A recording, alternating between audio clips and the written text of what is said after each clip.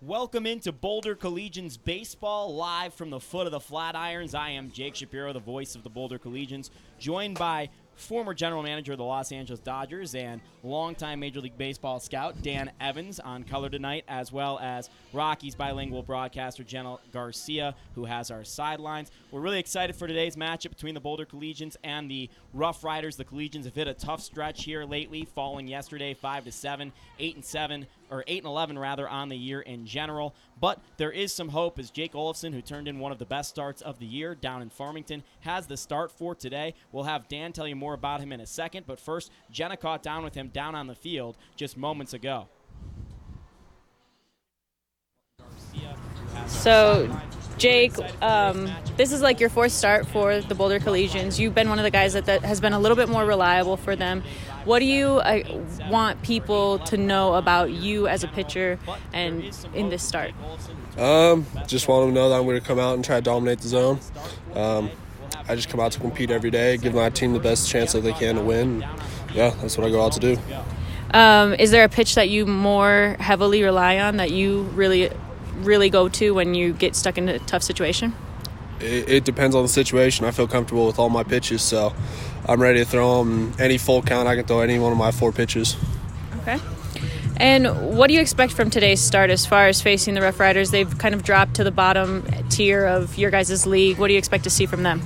I'm going to expect them to try to come out and get a dub, trying to win. I mean, I'm not going to look down on any team just because their stats aren't showing that they're good. I'm going to treat every team like they're the best team out there, so I can hopefully be the best one out there. When you do, if they were to come out and get you in a couple at bats, is there something you do mentally to kind of escape that moment? You'll see me kind of take a step off the mound and look out the right field line, just kind of rub up the ball, just getting a game plan going, and just tell myself get ahead. All right.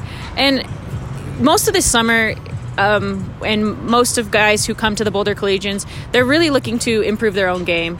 Is there anything specific that you look to improve in the summer as a whole and in tonight's start in particular? Yeah, less walks for me. That was kind of a key thing. I had 65 strikeouts this year, but I also had like 40 walks, so I want to get that down. Okay. And, you guys play 6 games in the next 4 days. That's a lot of baseball. Your pitching staff is obviously going to be taxed. Your bullpen is probably going to be tired. Is there any pressure on you do you feel any pressure to go deeper into the game? No, I just take every game like it's my last. Every inning could be my potentially last, so I try to just go out and do everything I can to keep going. 2 starts ago, you went 6 innings. How did that feel? Felt good. Kind of been on and off from what I usually am in the spring. But that one felt good. Got a good confidence booster for that. Yeah, and in tonight's game, like we said, you have a doubleheader. Is there anything that you game plan in particular to try to go deeper into the inning? Just getting them swinging ahead early. Try to pitch the least amount of pitches I can in the first couple innings. That way they get themselves out. Yeah, you actually have a high number. So that was Jenna Garcia down on the field with Jake Olofsson. Back in the booth with Dan Evans, I'm Jake Shapiro. Jenna will be joining us later on in the broadcast. Olofsson on the mound right now, joined by Turner Davis in the battery around the infield. It's Hunter Hudson at first, Connor Kostecka at second, Brandon Roselle at shortstop, Jimmy Hollinger at third, Nick Arrivo in left, J.J. Reeves in center, and Calby Richardson in right.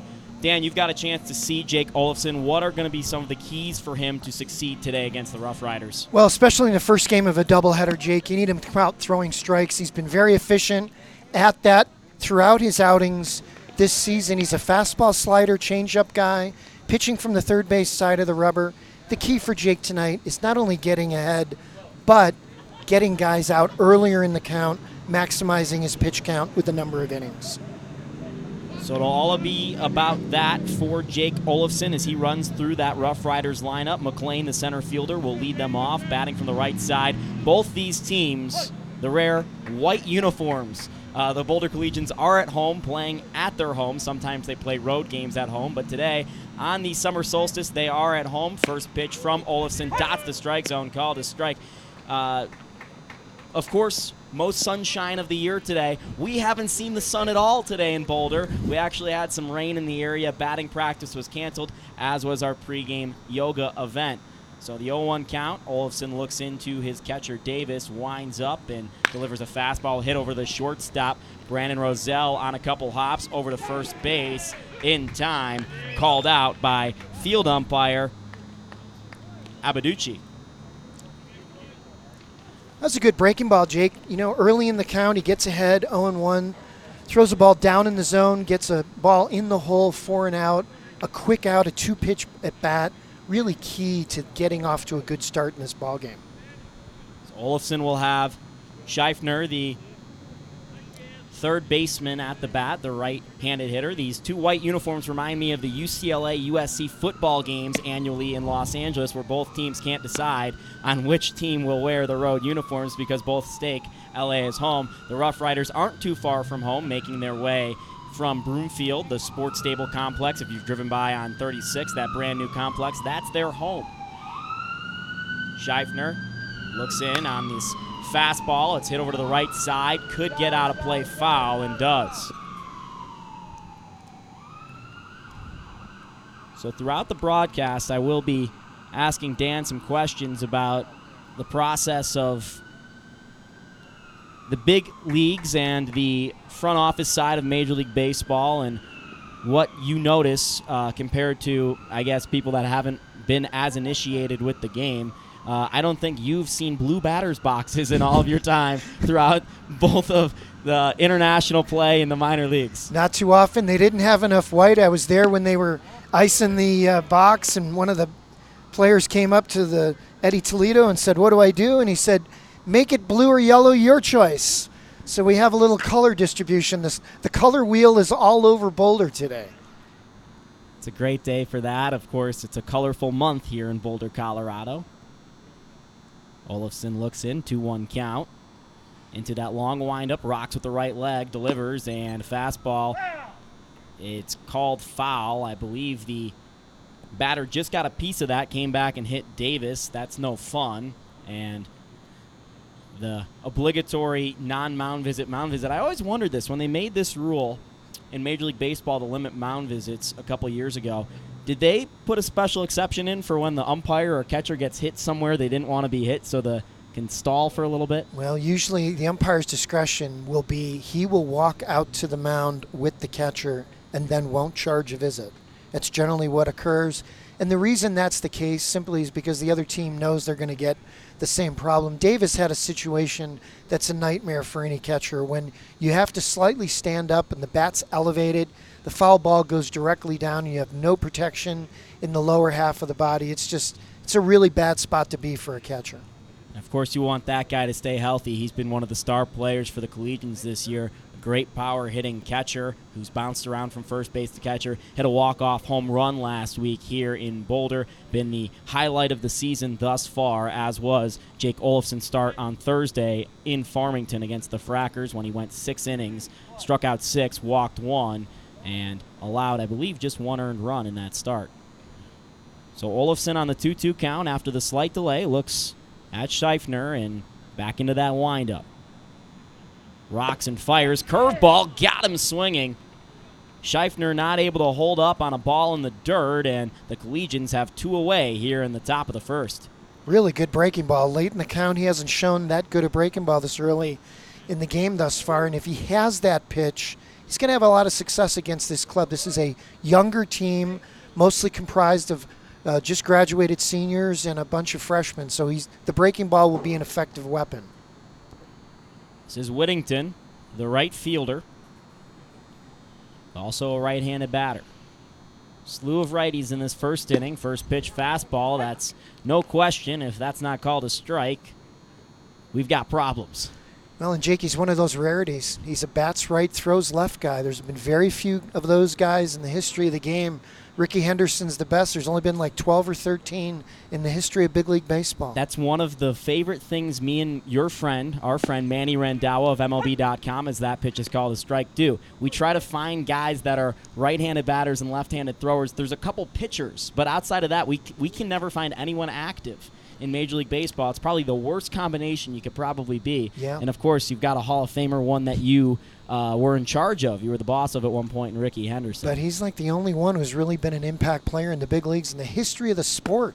Mark Carrion, a couple other guys, but very, very few. In fact, a lot of scouts shy away from the reverse guys. And it's really quirky, but they just do.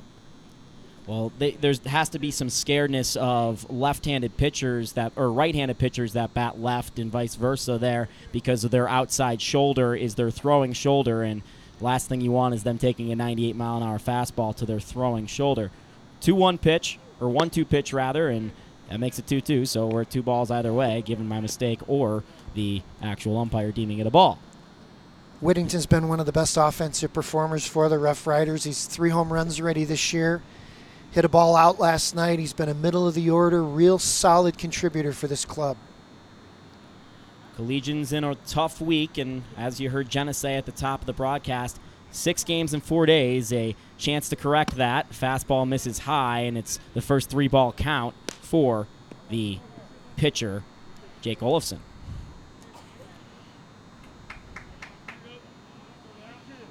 So 3-2 count, looking for a 1-2-3 inning against these Rough Riders who are at the bottom of the league in 1-7. Collegians working their way towards the top at 6-7. 2 league games tonight, doubleheader. Both 7-inning affairs. We're just glad to get one in the way the weather's been in Boulder today. But the field is pretty dry. We were able to get the tarps on early. And Olofsson's pitching from that dry mound now. Gets a sign from Davis in the windup, rocks and fires. It's a curveball, just missed low. First walk of the game. And you know what, Jake? They were fighting a little bit between Olofsson and Davis. They were trying to figure out they were going to do. There's a couple of shakes in there. That's why the timeout. Just the hitter saw there was too much time. So I think he was trying to get to a breaking ball. Looked like Davis was trying to call a fastball. And, there's an example of the pitcher and the catcher just trying to get a feel early, pointing the ball with game. First left-handed hitter is Levenstein's, the first baseman. They're always hefty lefties, and this guy a bit bigger in stature. You have to watch out right on left with a 2-out situation when you get a bigger batter that they're swinging for the fences. This is a good situation with a 1-0 count for Levenstein's to let it rip. Runner on first is Whittington. Just reached on the walk. First time pitching out of the stretch for Olofsson. Checks the runner, and his pickoff throw is into the parking lot. And Whittington will get second base. Yeah. Oh, they're going to give him third. They're going to give him third. Well, he gets third because the ball's out of play, and he was off first base when the ball was thrown. Remember, it's the point where when the ball was thrown. So as a result, since he was off the bag, he gets the base he was going to plus third base. And Brandon Roselle is actually asking the same question to the umpire right now out there, making sure that the umpire was correct in his assessment, and that is correct. Most people don't know that rule, especially because the base runner was going backwards. They assume progress, not where the runner was. Yeah, regress benefits in this case, right?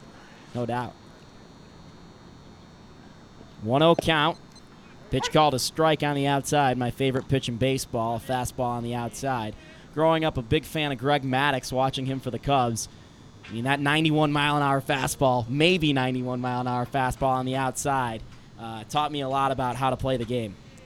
91 downwind.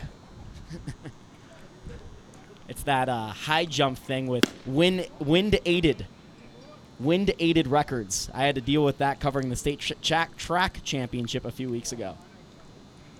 So Jake Olofsson, pitching from the third base side of the rubber, has a lot of deception. He hides the ball really well. When you look, for those of you watching here, when he goes into the delivery, he gets real deep in his delivery and pounds the ball in the outer half really well. But he also hides the ball extremely well because of his front side. His glove's out there. He blocks the ball really well. He keeps the ball behind his right thigh. So as a result, I think hitters are going to have some trouble with the deception. They're going to see the ball late. So him pitching to both sides of the plate will even be more effective. Olofsson looking for his second strikeout now. 2-2 count on the 4-hole hitter, Levenstein's. Runner on third, 2 outs. The pitch Fastball hit to the second base side. Kostecka on one hop over to first, takes the first baseman Hudson off the bag, but no problem, and the Collegians are out of the inning with no damage done. We head on to the bottom of the first. We'll see the Collegians hit for the first time today, and boy, could they use that offense the way things have been going. We'll be back in just a second.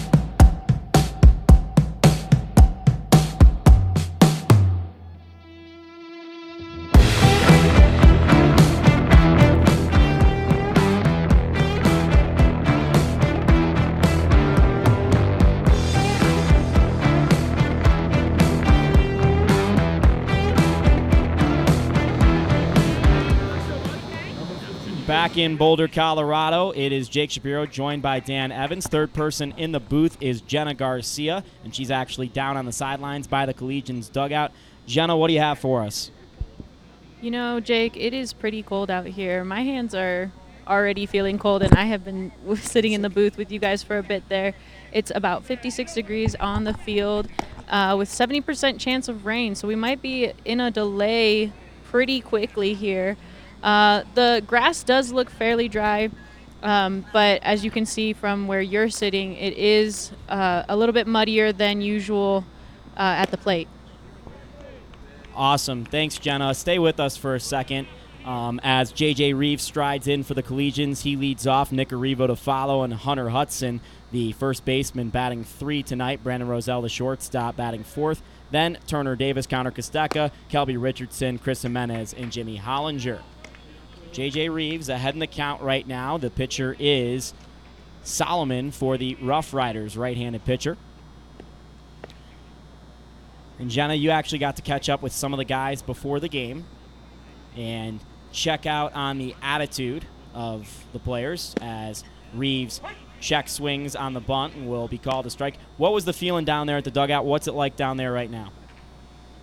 Oh, yeah, the guys seem to be all right. Everyone's smiling and in participating in the game, you know, watching very closely. Doesn't seem to be bothering them as far as the weather goes. They're just excited to get these 2 games going. Cool. Thanks, Jenna. We'll catch in with you a little bit later as J.J. Reeves was able to draw a walk. His patience paid off for the Collegians, and they're in good spirits. But Solomon, the pitcher, you were able to catch up with his manager, Dan. What did you learn about Solomon? Well, he's in a difficult situation tonight for the same reason that the Collegians are in. They need to get innings tonight out of their starting pitcher. Solomon is a fastball slider guy, more of a command right-handed pitcher, a guy who has had some success this year. They feel they can get him up to as many as 80 pitches today. High three-quarter slot. He had a lot of trouble warming up, Jake. He didn't throw a lot of strikes with his breaking ball, so I think he's trying to find his breaking ball here early in the game. Facing Nick Arrivo, who has basically led the Collegians in every offensive category this year. Started at the bottom of the lineup and has quickly worked his way up the lineup. OPS over 1,000, batting average .425. He's played in 17 games and has knocked in 27 hits. Runner on first is Reeves after the walk. Solomon from the stretch. It's an off-speed pitch called a strike, and that's 2 strikes on Arrivo. Quick to the plate. He's sub 1-3. The catcher, Harris, is a great story. He just came from a high school game, a summer ball game, literally just showed up at game time, and he's teeing it up playing game 1. So this is already game 2 of a doubleheader for him. Hit over to the right side. Good stab by Levensteins. On to second. He'll get the lead runner, but that's all, as Hartstrow was able to catch the ball in, and that's 1 out on the fielder's choice. That was a heck of a play. The ball to his right for a right-handed first baseman. That ball's in the hole for him to be able to set himself and still make the throw to second base and get the runner at second. That was a really nice play. And his pitcher Solomon will be happy about that. It's been a trial of errors on the base paths for the Collegians all year. Their last home game made 4 outs at third base. That's something they don't want to do, and try to make as few outs on the base path as possible. Obviously, nothing you could do about a ground ball to the side there, and Solomon tries a pickoff move, and Arrivo barely back in safely. Hudson at the plate for the Collegians. He's had 3 extra base hits on the year, 8 RBI.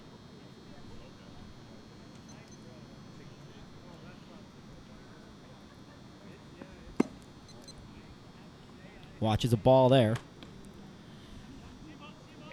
So Hunter is playing first base tonight, has caught a little bit for the Collegians as well, and is probably my favorite catcher to watch on the Collegians because he loves that back pick. And me and my normal broadcast partner, Ethan Jordan, like to talk about our favorite plays in baseball, and a back pick's got to be up there for one of my favorite plays in baseball. It's just an exciting play all around, a lot of action, a lot of speed. It's what makes the game great. And it's great for the defense, too. When the defense knows their catcher's active, it keeps them in the ball game. Arrivo takes off on a sleeping Solomon and is able to swipe second before a pitch is even thrown there. Great job by Nick Arrivo. And that's the type of play Arrivo's brought all year. And he's one of the type of guys that is, not necessarily a local, but his family's in the area now, so he's taken a lot of pride in playing for the Collegians.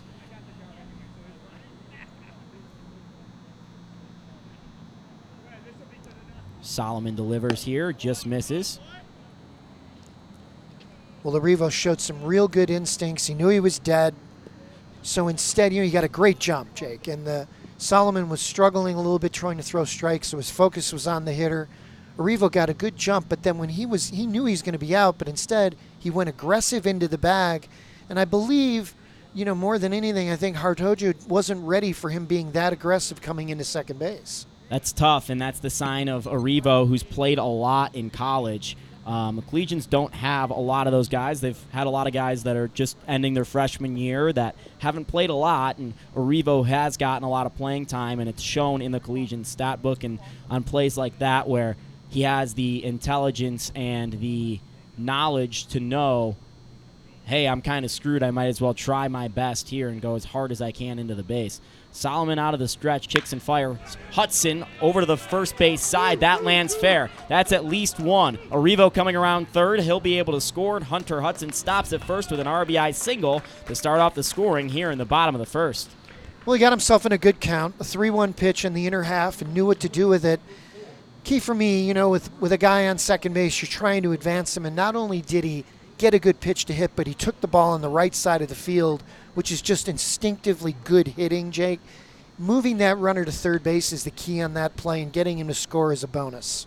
And that's tough to do on a 3-1 count, kind of realize, okay, maybe I'm not going to get the pitch that I want to hit for a home run, but I still know I can do something with this pitch. Let me just do what I can. Well, he had a real good at-bat, and I think more than anything, one thing Solomon did there is he's fallen behind two of the first three hitters in this game, and as a result, until he starts throwing more strikes, he's going to get himself caught in fastball counts. And while his fastball is okay, his fastball isn't good enough to dominate by himself. He's going to need the other pitches. Especially through the center of an order like he's at right now, with Brennan Roselle striding to the plate with one out. And already you see Solomon going to the cleats, trying to clear off with the tool, making sure he's got his footing. The mound had been covered, but the mound here in the dirt here does clay up rather quickly, and I could tell you that because my flip-flops were ruined the other day when I was running the tarp on the field. Parents were not happy about how much mud I tracked back to the house. That's a business expense, Jake. That's what I'm going to write it off on my taxes as. Solomon misses there. First pitch on Roselle. So you see how base runners disrupt? He had an aggressive lead at first base. Solomon's had some trouble throwing strikes. So he rushed that first pitch a little bit, and the reason he rushed is he was worried about the base runner. Runner is Hunter Hudson, who's a really aggressive base runner for being a corner infielder / catcher, as Roselle bats that back to the cage.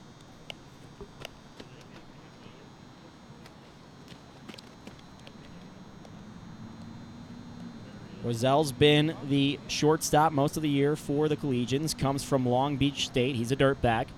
It's a really good thing in baseball. Only one thing in the world that you could call someone a dirtbag and they go, wow, that's amazing. Well, he has a new head coach, too. He has Eric Valenzuela, the new head coach at Long Beach State, former assistant in USD, one of my favorite guys in the college game, and I think he's really going to benefit from a terrific new head coach at Long Beach State. And then he's trying to revitalize that program, which has seen a couple down years here as of late. Pitch here to Roselle. It's in the dirt. Hudson takes off and will advance on the wild pitch. Good job by Hunter Hudson seeing that pitch in the dirt. And again, the Collegians with a base runner on second with one out thanks to some aggressive base running. A dirt ball to a dirt bag, and what I really like there about Hudson is he recognized ball in the dirt immediately. And as soon as the ball went to the dirt, he took off, which is a real good move in baseball. Whenever, Jake, we did a study years ago with the White Sox. When the ball was in the dirt and the runner went, it was over a 90% success rate. So we just started to tell our base runners, go. Ball in dirt, go. You're probably going to be safe, and if you're out, blame us. And I always wondered why they didn't go more, because you look at how long it takes the average runner to go 90 feet, which is the catch. A beautiful dive straight on one of the toughest balls to have as a center fielder, and able to handle it is the Rough Rider center fielder for the second out. He read that ball off the bat very well. I think at first he thought it was a base hit. He's coming in charging hard. McClellan's been a real good player for them. He's out of Kansas City, Missouri, and they spoke very highly of him in the dugout before the game today, saying his instincts are good on both sides of the ball, and I think we just saw it right there. Key to that play is he held the runner at second base. So a line drive, a ball that looked like a base hit, turns out to be an out, and that's a big play in the first inning here. Still a runner in scoring position with two outs, but back to the conversation we were having. I always wondered why guys aren't a little more aggressive in the big leagues on the base paths. I don't want them to necessarily hustle, because I know hustling can lead to injuries over the course of 162 games, but you see an outfielder bobble the ball, it takes you about the exact same amount of time to get to the next base, and the chances are on a ball in the dirt, not only is the ball in the dirt going to cost you time, but you're probably going to bobble that ball because it's spinning. Well, for a lot of guys, it's safety first base running. And safety first base running is going to get you out more than safe, because you're going to be hesitant. You're going to get a late start. A lot of guys, Jake, you know what? You almost have to tell them to go instead of stop. You want base runners to think, stop me if you want me to stop. And the guys who are the go guys are usually safe at the next bag. Love to watch a guy like Javi Baez play baseball. Speaking of which, that's the favorite player of Nick Arrivo, who we saw aggressive base run and score the first run of the game for the Collegians and first run of this inning. The Collegians had 1-0 in the bottom of the first. 2 outs. Turner Davis at the plate, the power hitting catcher, right-handed batter, down in the count 1-2 with Hunter Hudson at second base. Javi Baez, one of the most special players in the big leagues. Exceptional athletic ability with great instincts. Hit over to the right side. Davis gets it above Whittington's hand. Coming around third base is Hudson, and scoring is Hunter Hudson. So 2 RBI singles for the Collegians have them ahead 2-0. Both hit to the right side, both great pieces of hitting, and that's exactly what the doctor ordered. Well, after a couple of breaking balls with swinging strikes, he didn't want to go to the breaking ball one more time, and on a 1-2 count, Davis with some real good feel at the plate, taking the ball the other way. A located fastball, probably would have liked to have the ball a little further away, but a very impressive bit of hitting in a summer ball game. You don't see that very often, and Eddie Toledo before the game was saying some really positive things about the offensive approach of the Collegians throughout the order 1 through 9. Just a real smart offensive game. Solomon probably caught too much of the plate with that fastball. I mean, you saw what he was trying to do in a 1-2 count, but probably just caught too much of the plate. Yeah, you know what? You don't have to throw a strike right there with your fastball after consecutive breaking balls. You can get the ball in the outer half, maybe try to get the hitter to chase, and then come back with a breaking ball. But instead, he located the ball out over the plate and gave Davis a chance. Fastball there, called a strike as the rain picks up here in Boulder. Kostecka behind 0-2. Collegian's second baseman today. It's been a middle infielder bouncing all around this summer.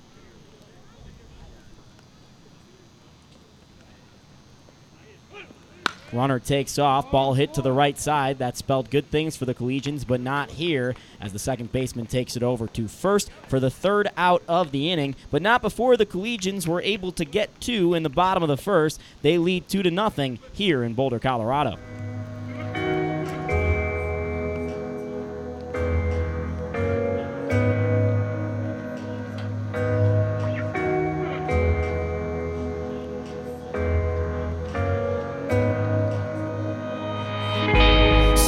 This is how we end up, shades of blue and gray. I feel just like an empty bottle, my dreams are on delay. I just wanna climb on top of a hill and throw it all away, away. Take me far away before my mind spins off and I am all derailed.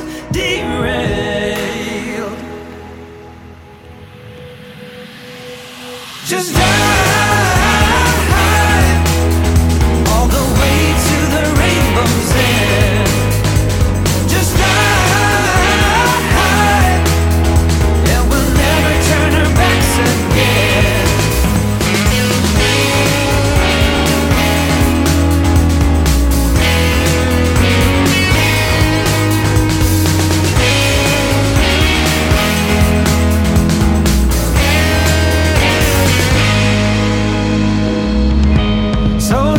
How we end up.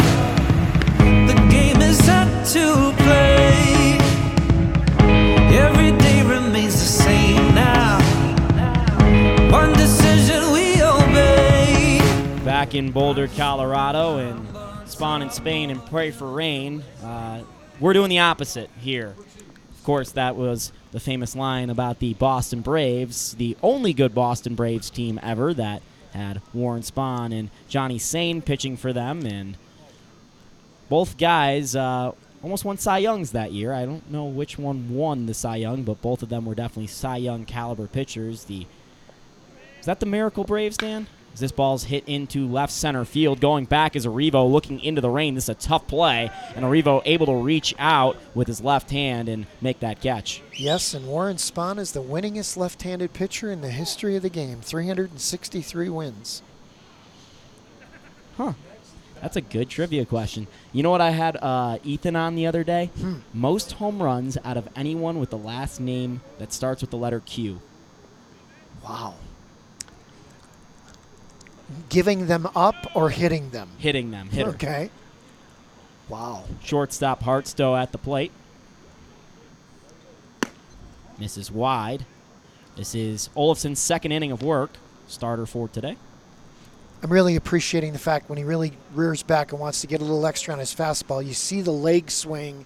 His right leg just really swings hard to the other side of his body, and you can just see the exaggerated move. Jake misses a bit wide here. He looks so good out of the windup, but one of my concerns with him is his stretch is just a little bit uncoordinated and slow. Yeah, and the slow part is something he's going to have to quicken up. It's just he's 1.4, 1.5, and he's got to get it down to about a 1.3 or 1.25 number. Hit over to the left side. Hollinger on the Boulder bounce over to first, and that's out number 2 in the inning. Me and Ethan are always talking about the Boulder chop. That one didn't chop up too high, and Hollinger stuck with it. Maybe the rain helped as it skipped rather than popped up, and that's out number 2 in the top of the second. And Jake, no infield, no BP today. So the infielders, it's a difficult play when you didn't take infield, you didn't take BP, plus the wet ball. It's a little bit of a challenge. So that first ball hit to everybody is a little bit of a funky situation. And Jimmy was able to not only field the ball, but take it patiently over to first base, realizing how hard it was hit. And this one, same situation for Jimmy. Fields it right at his waist over to first, and that's a 1-2-3 inning for Jake Olafson and the Collegians. We head to the bottom of the second. It's a 2-0 lead for Boulder.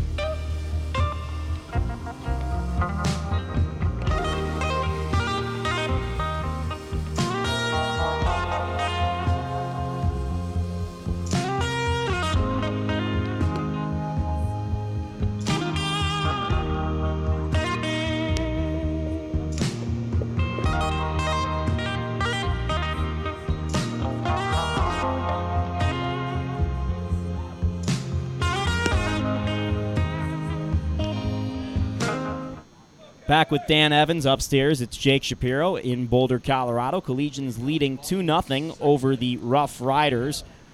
We head to the top of the second inning, and a tough first inning for Solomon, and he's got the bottom of the Collegians lineup here, 7, 8, and 9, Richardson, Jimenez, and Hollinger. I left a loose note on the back half of last inning, and that was most home runs out of a player with the letter Q. Don't know if he overlapped with you in any locations, but he was in a few locations, of course, over several years, if you have the most home runs out of any last name, and that was Carlos Quinton. Well, that's what I was going to guess. University of California kid. If it wasn't him, it was going to be Mel Queen. I couldn't figure out who I was going to guess. I was going to say Quisenberry might have hit the least of a guy with the letter Q. Jamie Quirk. Jamie Quirk, pretty good player, real good manager at the same time. Good pitch there from Solomon, and behind 1-2 is Kelby Richardson, the Collegians' right fielder. And he's finding his breaking ball. He's found his breaking ball in the last inning here. You see him going to it more deeper in the count. Bit high, and it's 2-2. So we got to watch these pitch counts. That was one of the things we mentioned off the top. due to how many games played there will be for both teams this weekend. And Olafson has cruised through 2 innings while Solomon was bit a little bit in the bottom half of the first. That's no problem for the center fielder for the Rough Riders, out number 1 on the line out by Richardson. Now here's a guy that a lot of people are talking about. Jimenez has come in as after a really good freshman year at Long Beach State, and he has had a really good time catching a new staff and swinging the bat real well for this Collegians team. Now leading the team in OPS. Watches a ball here. Hasn't gotten a hit in his last 3 games. Been a little bit quiet as of late. But every game before that, except for 1 he had played in, he had gotten a hit. So Jimenez has been a monster. He actually had a 2-home-run game in his last games with hits. That was last Saturday against the Cougars, where he knocked in 2. Both of them were himself. And the earlier game, that was a doubleheader, he actually had 3 knocks as well as a home run. So it was a 3-home-run day spread across 2 games for Jimenez against the Cougars, looking to repeat back on his home field here in Boulder. So he had a good month that day, right? Yeah, he had the Cody Bellinger day.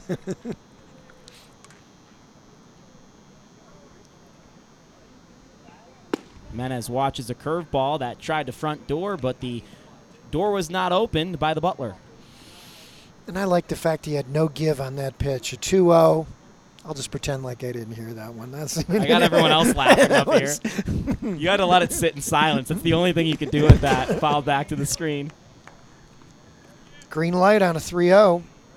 It's a lot of trust, and you have Jimenez batting 8th, double cleanup, and the way the Collegians lineup has been, it's no slight to him, especially given the last 3 games have been a little bit tough on him.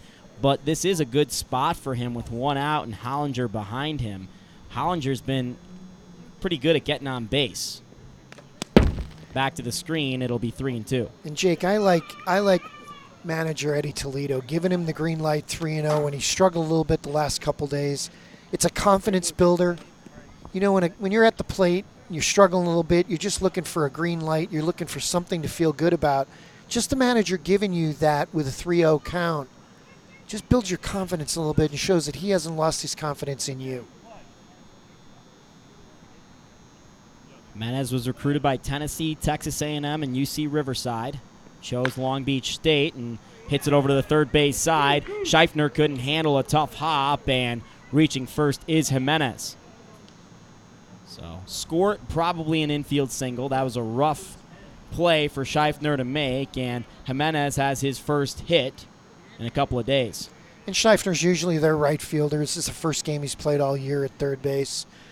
Again, no infield, no BP, so a tough play for him. I mean, the ball coming off the bat. Backhand play. Yeah, it's just there's a lot of negatives there, and, good effort. But this is a right fielder playing third base because of some personnel issues. They just have a couple guys dinged up tonight, and they don't have a couple guys that could play third.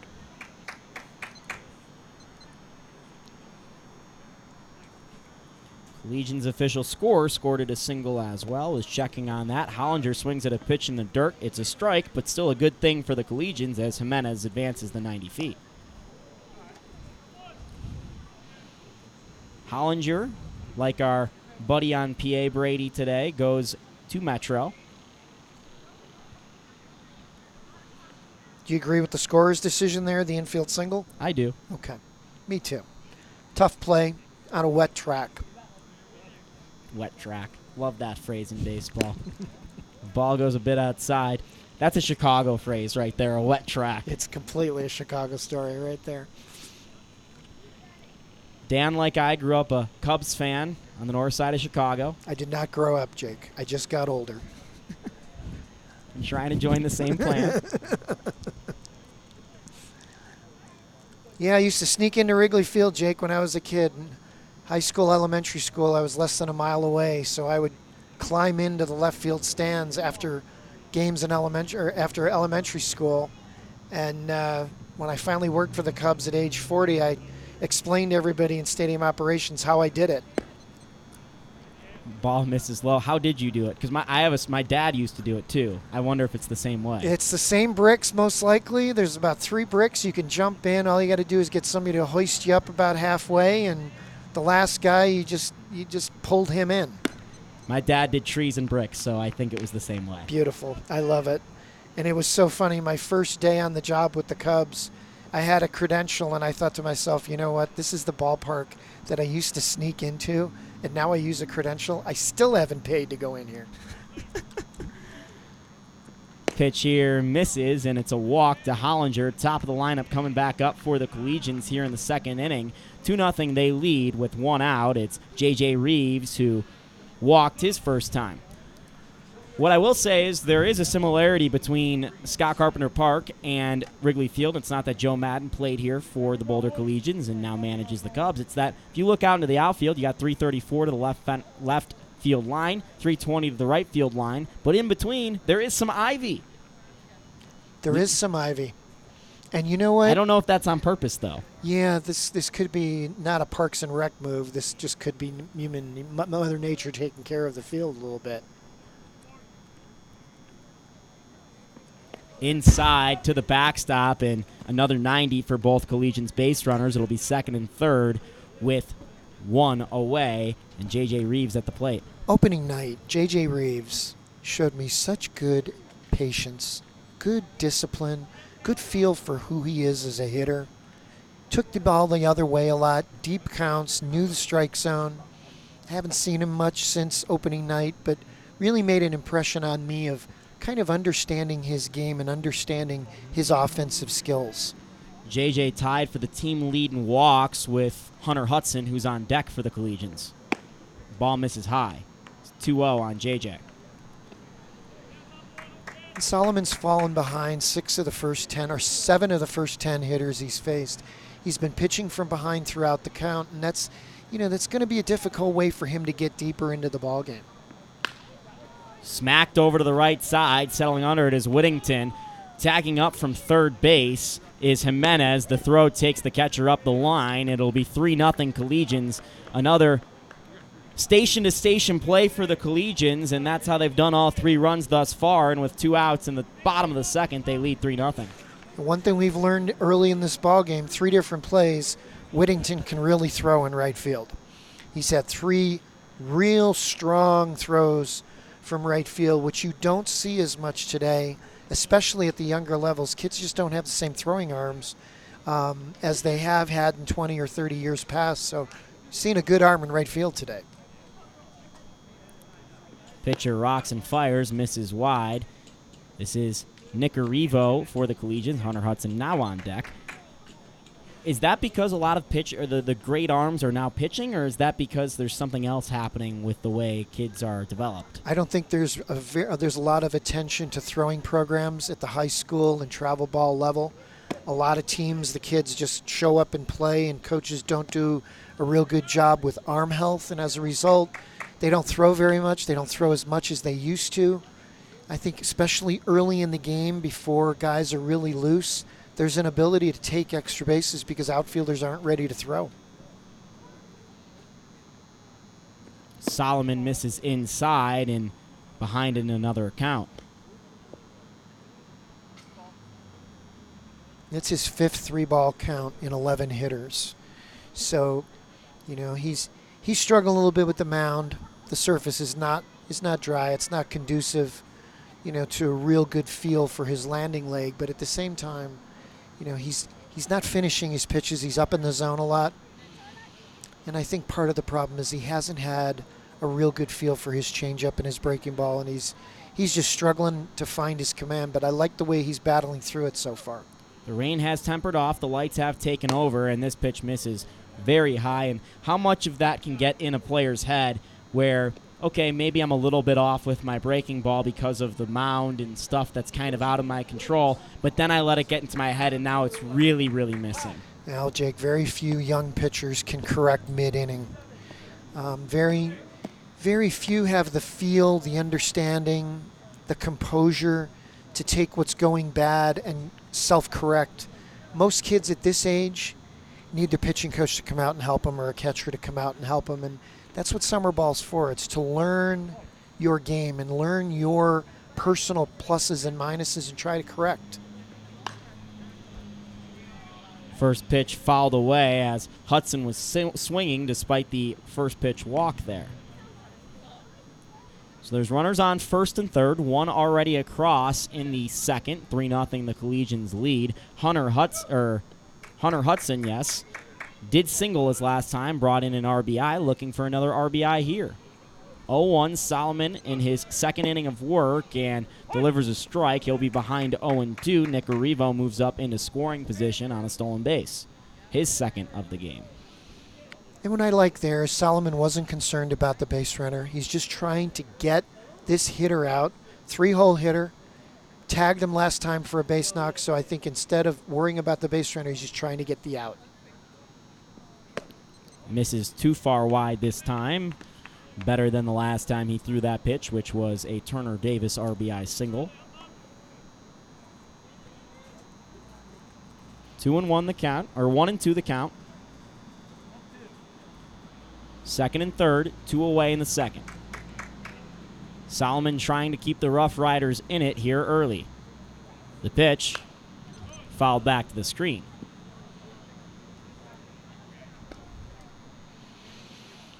And he's at 54 pitches here. So as a result, you know, you're looking in the second inning, it's pretty evident that the Rough Riders are going to have to go to their pen a little earlier than they would have liked to. Very important in a doubleheader to tag that bullpen. A philosophy at Major League Baseball has changed a little bit of trying to make the starter work because everyone in the bullpen is so good now. Solomon gets Hudson to foul this one away. And this is a clutch situation for Hunter Hudson, no doubt, even early on in the game. And you mentioned clutch and game time is like what you like to call it. Early on, I know a lot of people across baseball now don't believe in clutch, but tell me why you still do. Because I lived it. I lived it for the last 39 years.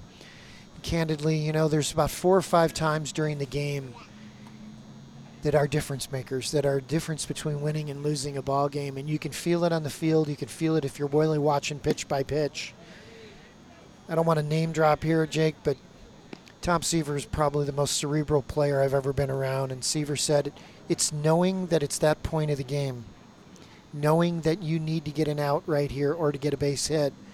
And I think the better players are able to stay within themselves and understand how to get the out or get the hit in that situation. And it's the difference between a really good player and a very mediocre player. The pitch, and Hudson having a very good at-bat, fouls off another here. It's still a 2-2 count. Runners on second and third. Big jump off second for Arrivo. He was off with the pitch maybe, not even just the swing. He was really far off second, no one holding him on anyway. You know, let's just talk about analytics for a second. You know, I'm really big into analytics. I love them. Yeah. But there's certain parts of the game that are instinctive, that are game time conditions, and they have nothing to do with analytics. And this is one of them right here. Hunter Hudson looking to make that difference and add some insurance runs for the Collegians. Taps to the first base side. Levingston easily handles that ball, steps on first for one, and the Collegians do add one here in the bottom of the second. But they do get retired rather quickly despite that threat, and it's 3-0 as we head to the third inning.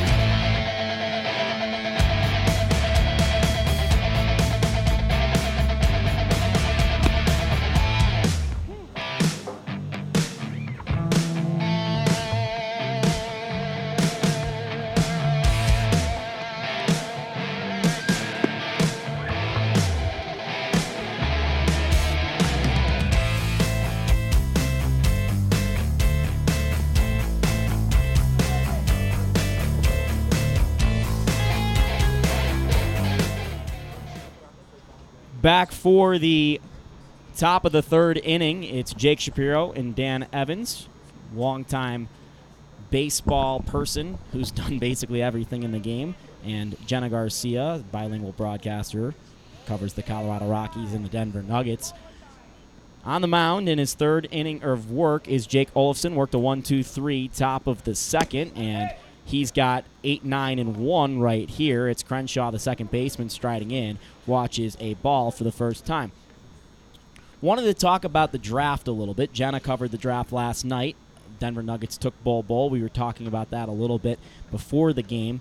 But a lot of these guys are looking at that process and trying to work up to the draft. It's a huge goal of theirs to maybe get drafted or be in the process of that. And I guess my first question for you, Dan, would be, as a former GM, is drafting more important or development more important?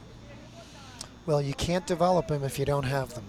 And you can't, you can't make a poor player an average player. It's impossible. So I think for me, it's really a combination of both, Jake. I think if you're poor in either area or below average in either area, you're not going to have a very good organization. You need scouts to develop the talent, and you need the player development people to take that talent, refine it, and make it better. So I think the better organizations are cohesive in their scouting and player development. If you're lopsided either way, your organization suffers. Out of the things that players could control, as Jake Olofsson watches his pitch be called for a strike here, and a fine strike that was, you can only throw so hard. You can work up, if you're a natural 85-mile-an-hour thrower, maybe you can get to 90, 91, but you can only do so much. What can you control as a player to make sure you try and get to that next level? Well, at this level, it's all about maturity, responsibility, having a professional approach, Jake. And you know what, for a lot of kids, this is the first time that they're doing things on their own. They don't have somebody hovering over them. Everything is really their time. So they have to learn what time they get to the park, get some sleep, approach the game professionally, prepare for the game. Today's a good example. No BP, no infield. For a lot of guys, that's a real struggle at this age. They don't have the experience level to know how to really get ready for the ball game. So I think the development at this point of a player's career is as much off the field as it is on the field. It's just starting to understand, hey, this might be my job down the line, and if I really want to maximize my skills and become a really good professional player, part of it is growing up off the field. Crenshaw on a leadoff walk, 5-pitch walk by Olofsson.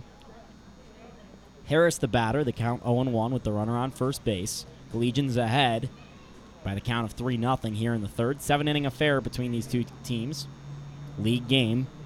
Last place team, the Rough Riders, and the Middling Collegians, as this pitch called a ball. It was inside.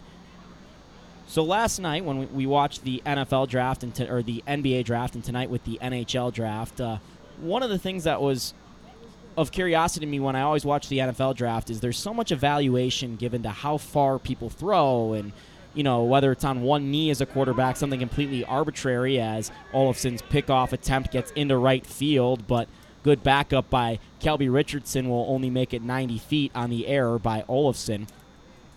Why do these people in professional sports spend so much time evaluating these skills rather than the overall game of players and their mentality and makeup? Is it because there's only so much we can measure, so we put value on the things we can measure, or is it something that we miss? I think basketball does more in the way of camp. I've attended the NBA draft camp, and they do a lot of specific measures. And I think, Jake, it's because it's a 94-foot floor. It's a compressed floor. We're looking at a lot of square footage right here, and there's a lot of different things that happen in a game. Foul ball on the left side. That are unplanned in baseball, and there's no shot clock in baseball. And as a result, I think it's a more static situation in basketball. What they talk about last night throughout the broadcast, wingspan, They talked about guys whose wingspan was greater than their height and how important that was in their vertical leap. In baseball, there's a lot of intangibles and a lot of dead time that really, it's a different game. I think part of the problem is people overanalyze in baseball, and it's paralysis by analysis as a result.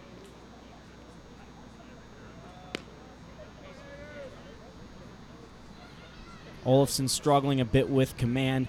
Jenna, what was some of the stuff you caught from that NBA draft last night, specifically with the Nuggets taking Bol Bol? Because I found that rather interesting. You had, for the second year in a row, the Nuggets take a guy that was one of the most touted players out of high school that really didn't play in college for injury issues and some stuff off the court. But you have a GM and Tim Conley going, what is my way that I can acquire value or make value happen out of a place where value normally doesn't happen? The 15th pick with Michael Porter last year and the 44th overall pick this year with Bol Bol. Came live to us, we were able to interview Bol Bol, and then we spoke with Tim Conley, who basically told us that it's low risk, high reward. If he does go ahead and Olofsson called for a balk. Didn't come off the mound right as he was trying to catch the runner Crenshaw on second, and so now he's on third with no outs in the third inning. Collegians leading by 3. Go ahead, Jenna. So just that was kind of Tim's thought process on it. They had Bol Bol listed far higher on their whiteboard upstairs, and which I'm expecting they probably thought the same about Michael Porter Jr. Unfortunately, Nuggets fans will be in the same predicament they are in currently in next summer with just the wondering. We will have no information. But it sounds like Bol Bol his foot is 100% healed. He potentially could play this season, unlike Michael Porter Jr. So another walk surrendered and 2 walks to start the inning. In a bad situation Olofsson has worked himself into, as it'll be the second time through for the top of the order, first and third with no outs. And I guess we're about to find what Jake Olofsson is made out of in an inning he struggled in the last few starts, the third inning. And we just saw a high school kid in the 9-hole with a terrific at-bat. He really battled throughout that at-bat, didn't chase bad pitches, and as a result, here's his second game of the day, and you got runners on the corners. Olofsson's first pitch, a fastball called outside.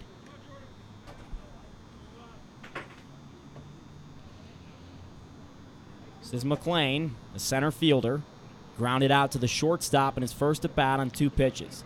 This is going to be the second pitch coming right here. 1-0. Swings and misses, and a healthy hack at that. He's trying to lift that ball. Speaking of launch angle, that was a launch angle swing right there. How much of a craze was that inside baseball? Because that's been all the talk out like on the public side, but internally, did anyone actually buy into that, or? I think people have bought into it, and I think as a result, we've got the highest number of strikeouts in the history of the game. People are trying to elevate. Pitch misses high. People are trying to elevate Jake, and as a result, the swing plays in the lower half of the zone. With all the work on spin rates today, teams are starting to figure out that people with high spin fastballs, 4-seamers up in the zone can be a very effective pitch. So the combination of a long swing and a high fastball makes a lot of strikeouts. Solid leadoff first for Harris. Got a good jump, but shut it down, and Olofsson delivers a strike to even the count at 2 apiece. This is the fastest runner on the Rough Riders. McClelland is easily their quickest guy.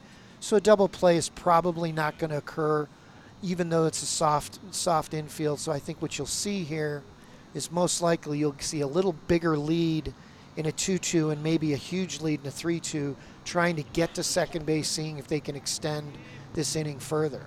Collegians not really even playing for the double play up the middle, not in that depth, and strike delivered and a strikeout by Olofsson as he's trying to work out of his own created jam. 2 walks and now a strikeout.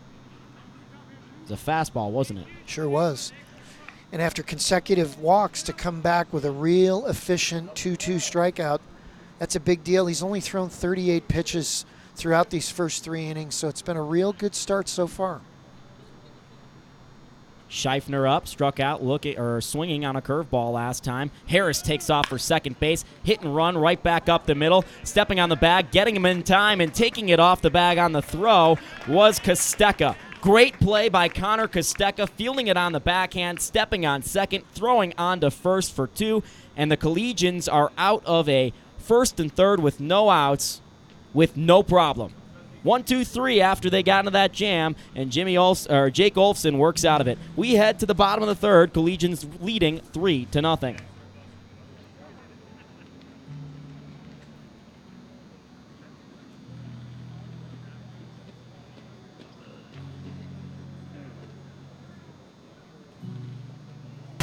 Await the future to come at last. This time tomorrow, I will be gone. A fading memory, forever worn. I wanna wake up without sorrow. I wanna step out in a world that's brighter.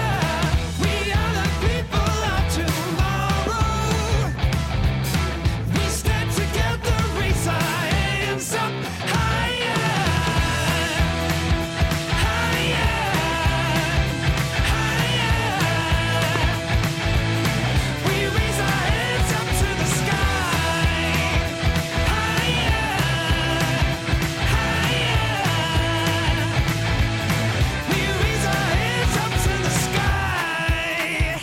Oh yeah. A celebration of what's to come, a better future. We'll see it done. For every teardrop you've shed in vain, we will be stronger to fight the pain. I wanna wake up without sorrow. I wanna step out in a world that's brighter. We are the people of tomorrow. We stand together, raise our hands up higher, higher, higher.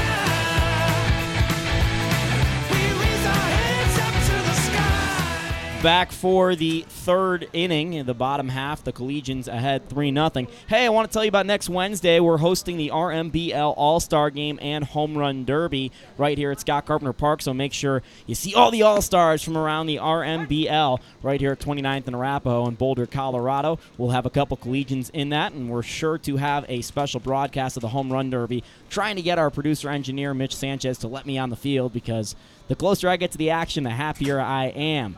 Second pitch of the inning, called a ball. It's 1-1 on Brennan Roselle, lined out to the center fielder last time up. Collegians ahead 3-0.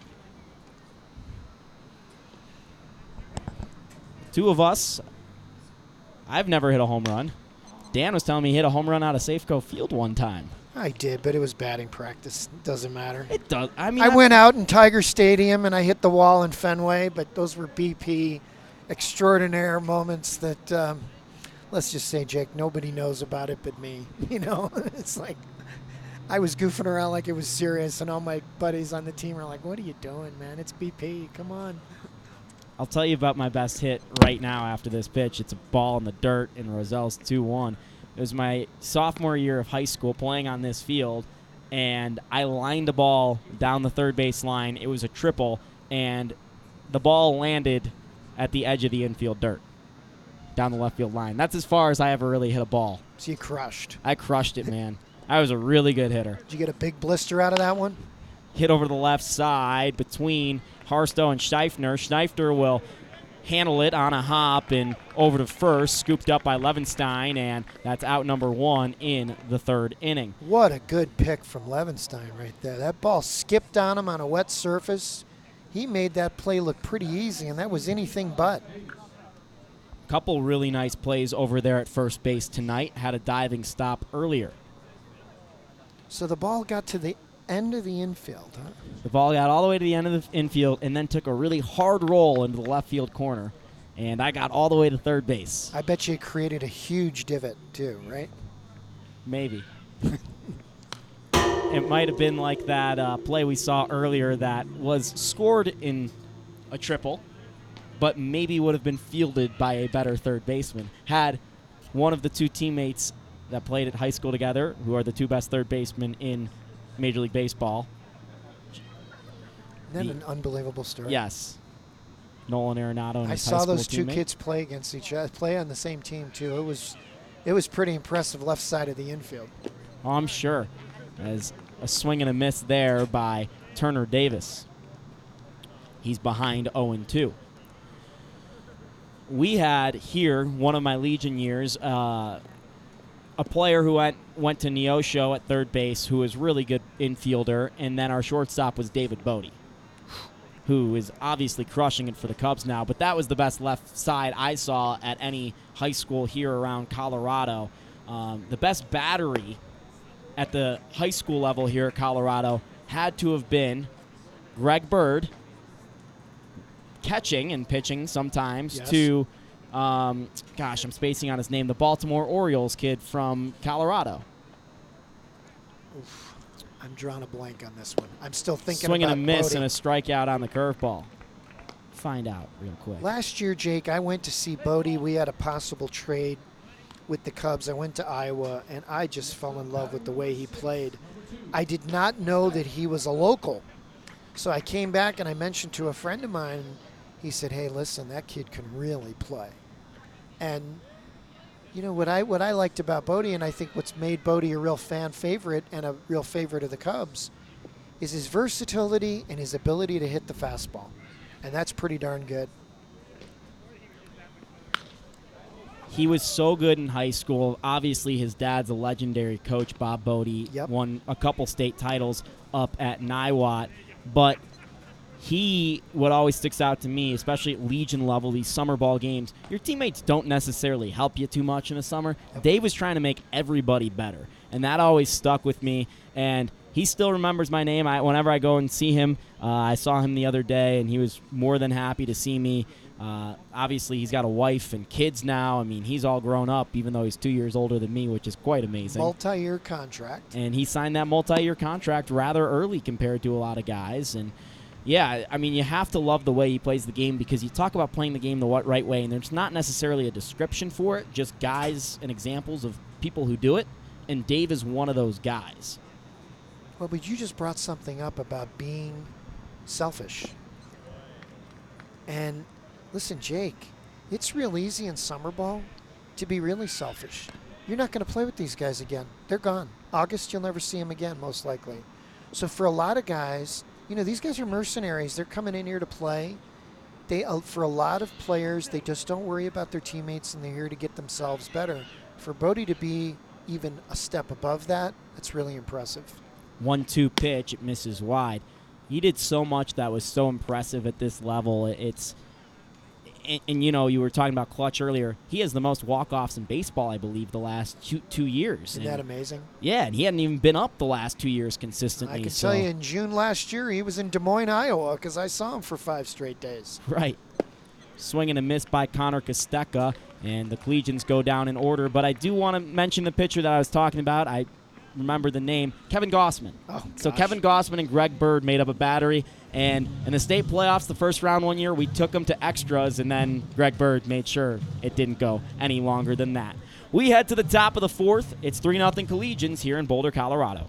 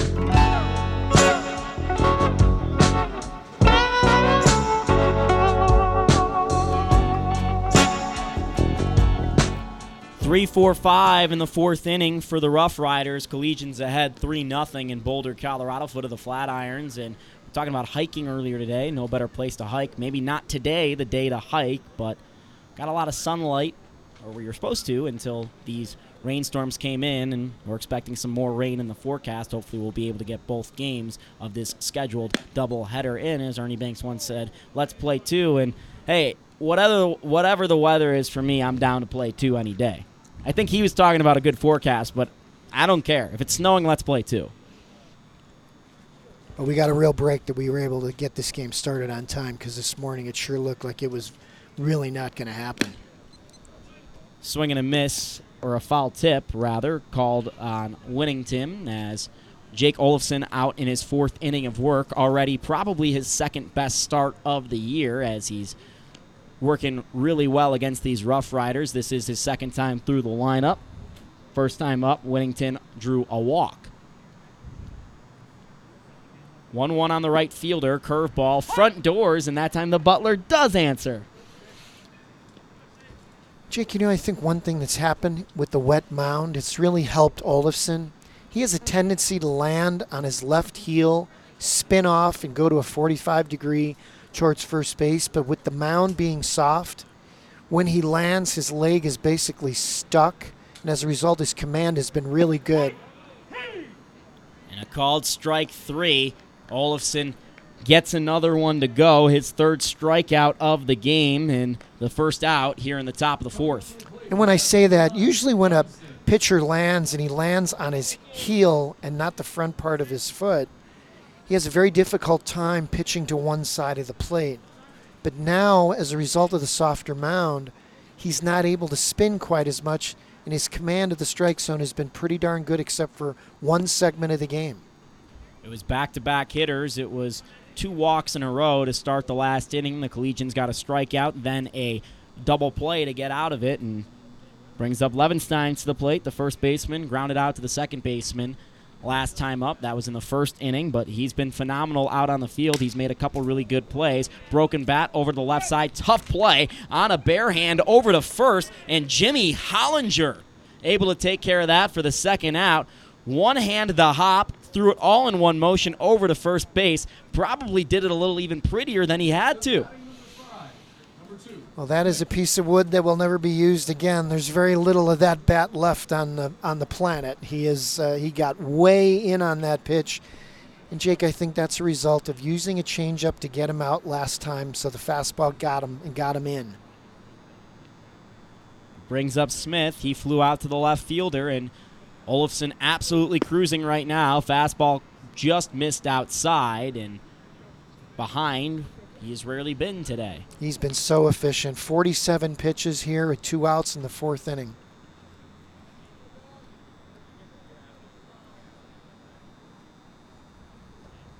One 0 on the DH. Into the wind. He kicks and delivers. It's a foul ball hit on to Arapahoe.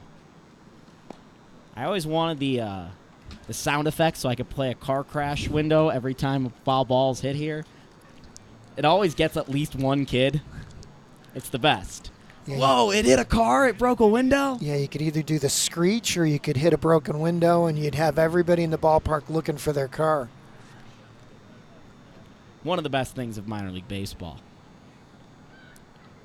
1-1 with 2 outs, and drop the bat, drop your head, make sure you don't get hit. That's Smith's plan there, and he just avoids getting hit by a pitch. It's 2-1. Must have slipped from Olofsson's hand with the wet weather. What's the atmosphere like in Japan and Korea? You were the international scouting director for the Blue Jays last year. You've had a long history of seeing guys overseas, especially in those areas. How does the in-game atmosphere differ, maybe even at this level? Because I know they love their high school baseball. They draw 45,000 people a game for big high school games. Jake, on a Saturday morning last year, game started at 10 o'clock in the morning. The ballpark was full at 7:30. 48,000 people at the stadium. It was absolutely invigorating to walk in the ballpark and have that sort of atmosphere. Particularly in Japan, the game is a celebration from the first pitch to the last pitch, regardless of the score. And it's an absolute carnival, fun, intense atmosphere. I can't get enough of Japanese professional baseball. It is unbelievable.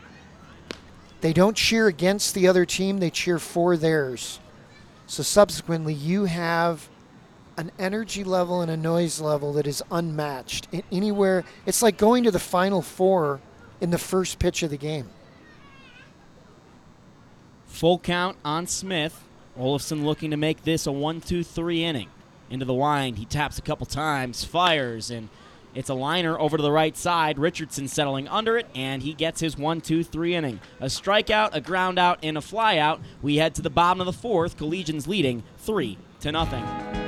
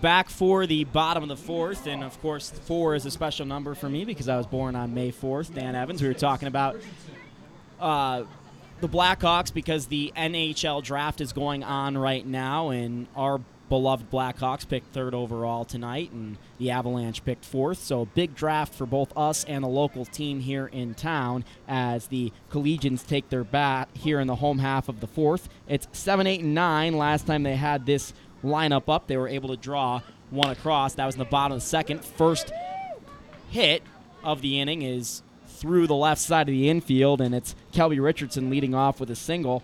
But we were talking about how big of Blackhawks fans we were, or are, and I literally could not be more born a Blackhawks fan. The Blackhawks played the Oilers on May 3rd, 1995 in a playoff game, and I was born at 2 in the morning on May 4th. My dad ditched labor to go to the game and then met my mom back up afterwards and caught my birth just in time. That's awesome. That's an awesome story. Couldn't be more proud of him. I'll tell you what, I think during that period, I believe... Runner takes off for second. Richardson is in there safely. Throw is into center field, but good backup there by the center fielder, and Richardson holds. I believe Wayne Gretzky took batting practice on your birthday. Or no, the next day. I forget. I knew the Oilers because our AAA team was in Edmonton. And the Oilers came in between games of the series and goofed around, and Gretzky took BP and wanted to play shortstop, but the Oilers people were like, oh, please don't do that. This could be a disaster. Ball misses inside. That's rather amazing. One of my favorite tidbits about you is you talk about Wayne Gretzky, who's clearly the greatest hockey player of all time. You also have a relationship with the greatest basketball player of all time because he played in your organization as a baseball player. Oh, it was amazing. What a great guy. That guy Jordan, he was pretty good. Which is my middle name. So there you go. Self-involvement going right back to me. Well, I'll tell you what, Jake, baseball has been a really wonderful career, but getting to know Jordan as well as I do and getting to be with him as much as I was, I learned about the character of the man and the competitor, and what a joy to watch him play and watch him start to master a game he hadn't played for 15 years. Foul ball on a 3-0 pitch, and again Jimenez was swinging on 3-0. This time it's back to the, almost back to the sidewalk, and it's 3-1 now with the runner in scoring position and no outs. Collegians ahead 3-0, looking for insurance runs. You talk about unhealthy obsessions. You were talking about that during the break, and unhealthy obsession is our fandom for the Blackhawks. That guy has, I guess it was a healthy obsession because look at where his career went, but a healthy obsession for competition. I mean, unbelievable. Oh, ridiculous. I tell you, I played a lot of golf with him. You ever win? Oh, yeah, but there's no such thing as a gimme putt. He does not give you anything. And it's really funny because, a little 2-footer, bogey 2-footer, or par 2-footer, he's making you putt it. And I learned a lot about him as a competitor. I mean, I watched him in practice in basketball and saw things that he played harder in practice than most guys do in games. 3-2 will do it again as Jimenez fouls it off to the right side. I know there's a lot of talk about LeBron, a lot of talk about Kobe, a lot of talk about Kareem. I got to see him play up front. I'm right in great seats watching him play because the mutual ownership of the Blackhawks and the Bulls, and my ex-wife was one of the producers of Bulls broadcasts, so I got a chance to see Michael play a ton. I've never seen a better athlete in his sport than Jordan was. Full count, Jimenez to the right side. That right side's been good to the Collegians tonight. Rounding third is Richardson. The throw from right field, not in time. Advancing to second and thrown out there is Jimenez, but not before he gets the RBI single. So the Collegians go ahead 4-0. The fourth RBI to the right side of the infield, driven in by the Collegians of the game. All their runs coming from there. And Jimenez finally gets off the schneid a little bit as he has a 2-hit game. And Chris Jimenez with a terrific at-bat. The previous pitch fouled a fastball off, trying to take the ball the other way to move the runner with nobody out to third base. Fouls the ball off. You could see he was disappointed. Very next pitch, takes the ball the other way for a base hit. That was a very, very good at-bat. It brings up Jimmy Hollinger, the 9-hole hitter. Walked his first time up. Solomon kicks and fires. It's a fastball that Hollinger couldn't hold off on. It was at shoulder level, which used to be called a strike before Bob Gibson came in and destroyed baseball. Oh, great point. And changed the pitcher's mound also. They had to make 2 rules because he was so good, not just one. You have to be pretty. You're pretty good if they make 1 rule to nerf how good you are. You have to be pretty dang good if they nerf 2 rules. Jake, when you put a 1.12 ERA on the board for a full season, things are going pretty well for your day. It should be a 109. Do you know this story? I do know the story. Yeah. Hit over to the right side and in foul territory, caught by the second baseman. It is the second out of the inning with the Collegians ahead by 4. It'll be the top of the order. Well, the story is that Bob Gibson was throwing in a game over a stretch of, I think, 251 batters that he had not allowed a earned run off of. And during that stretch, a wild pitch scored a runner in which he then recorded 3 consecutive outs, a ground out and 2 strikeouts. But the official score, for some reason, and we don't have the footage of the game, so we can't dispute it, assumed that runner would have scored on the ground out. So his ERA for the season is 112, not 109. And J.J. Reeves flies out to left to finish the home half of the 4th. We go to the top of the 5th. Collegians leading 4-0. We'll be back with Dan Evans. I'm Jake Shapiro, and Jenna Garcia along with us for the ride as well in Boulder, Colorado.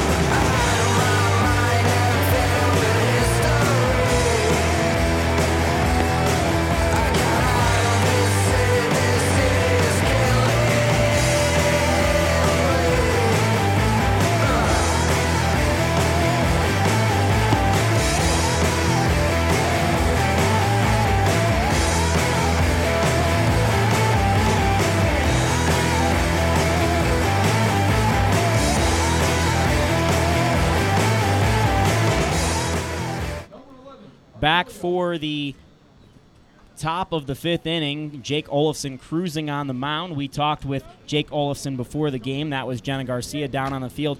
What was something that Jake said to you, Jenna, that stood out before the game?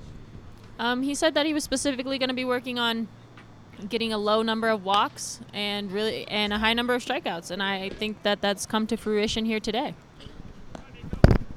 He's got a couple strikeouts and just 2 walks on the day. I think 4 strikeouts, 2 walks, and Olafson, the right-handed pitcher, back on the mound right now for his 5th inning of work. Pitch count really low there as that, and got 6, 7, and 8 in the order right now, the Rough Riders. Ball slapped to center field. Reeves roaming back is going to reach up to the sky and make the easy catch for out number 1 in the 5th. And Jenny, you did a good job getting him to admit that during a difficult phase of the game, he's just going to rely on his stuff and not get too flustered, kind of gather himself. And I remember he said he steps behind the mound, which I thought was a great comment that you got him to say. He did that before the at-bat in the 3rd inning where he got the strikeout. And it was really telling how he did that. And after hearing you get that out of him before the ballgame, I kind of knew what he was doing. It was really fun to see that. Yeah, right after those 2 walks, he had stepped off the mound a little bit, just like he said he would. Olafson, a first pitch strike here on the left fielder, grounded out to third base last time. And he's only had 8 first pitch strikes, so not an exorbitant amount of first pitch strikes, but he's been able to minimize his pitch counts and try to get guys out early in counts, and as a result, he's at 56 pitches with an out in the 5th inning.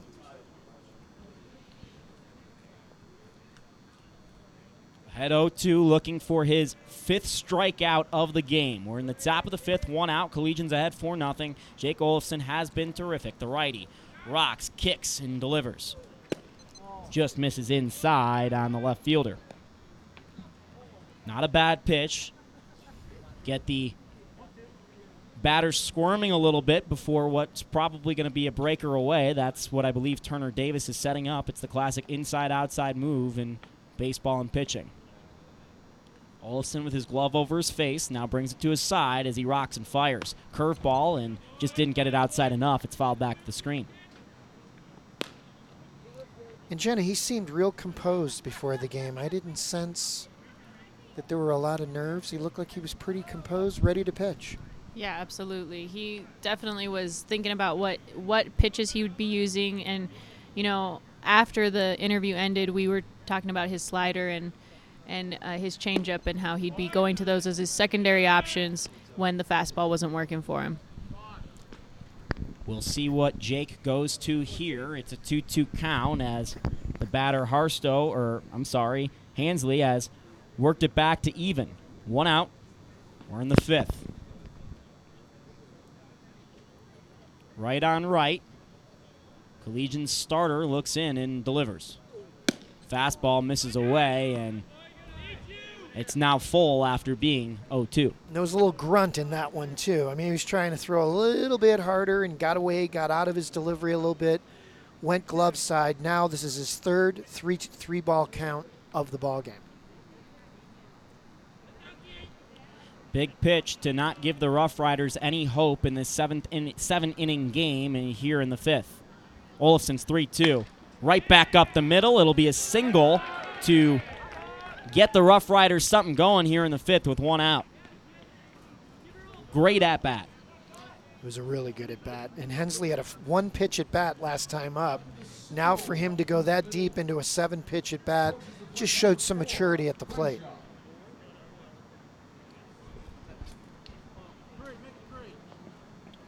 This will be Crenshaw, the second baseman.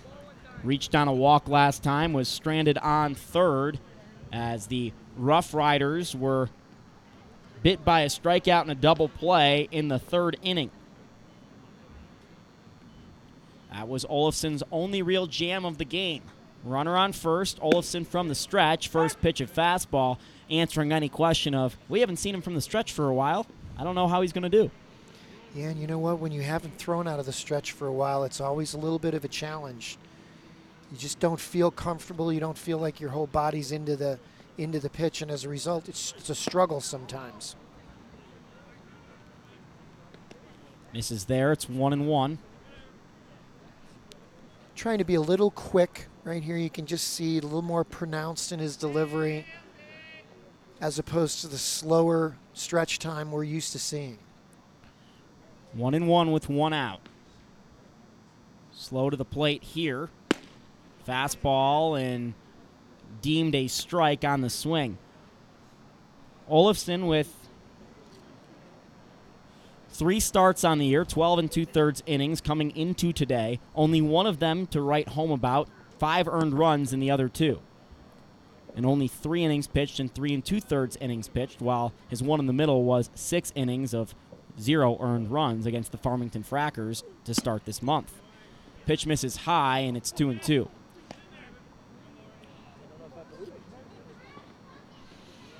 And the key is, here we are in the 5th inning. Eddie Toledo was just hoping to get in a situation where he didn't need to go to his bullpen early in the game, and Olofsson's done a terrific job thus far, keeping the bullpen quiet and, more importantly, keeping his team in the game. Called strike 3. That's number 5 for Jake Olofsson, as his start has gone just about as good as it can go. Second strikeout looking of the game, second of the last 2 innings for Olofsson.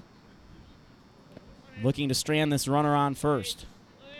It'll be the 9-hole hitter, Harris, who had a very solid at-bat that drew a walk last time. Was stranded on first. Actually was knocked out in that double play.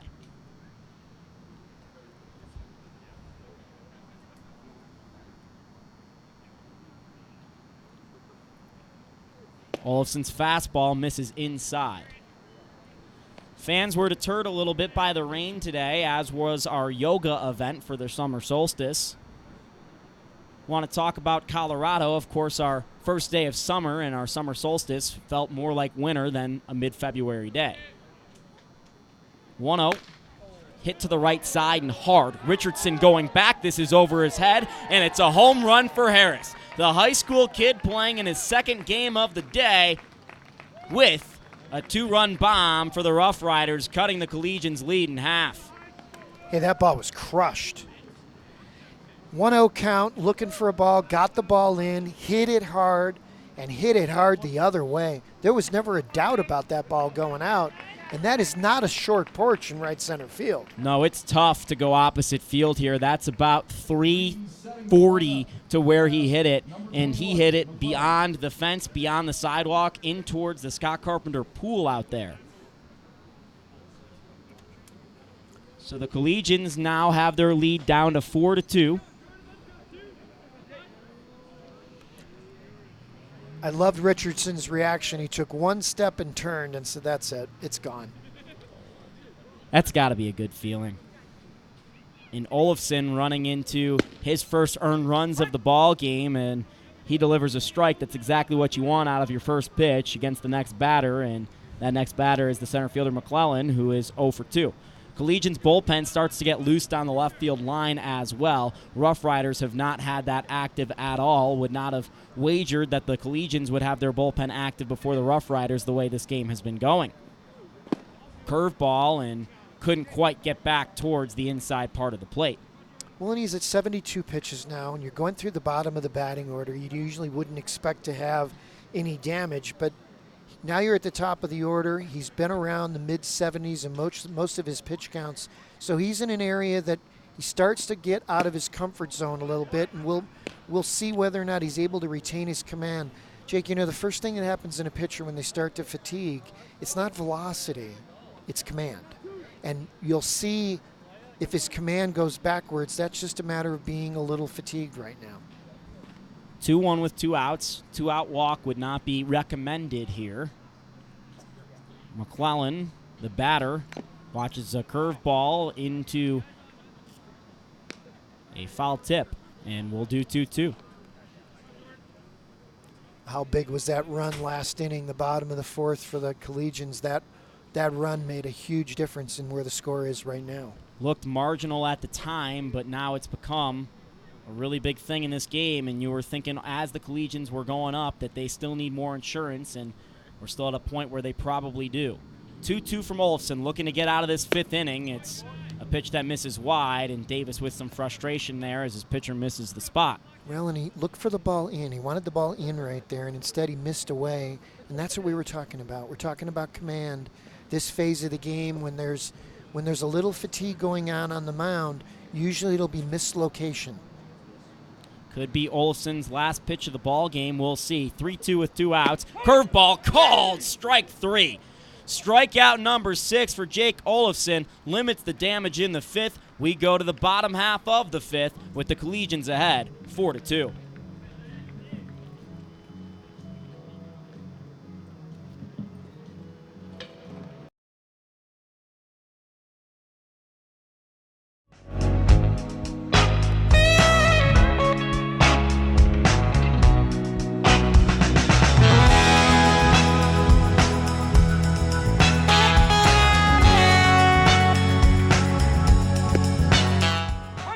Back for the bottom of the 5th inning. It's 1-1 on the Collegians batter up at the plate right now. That is Nick Arrivo.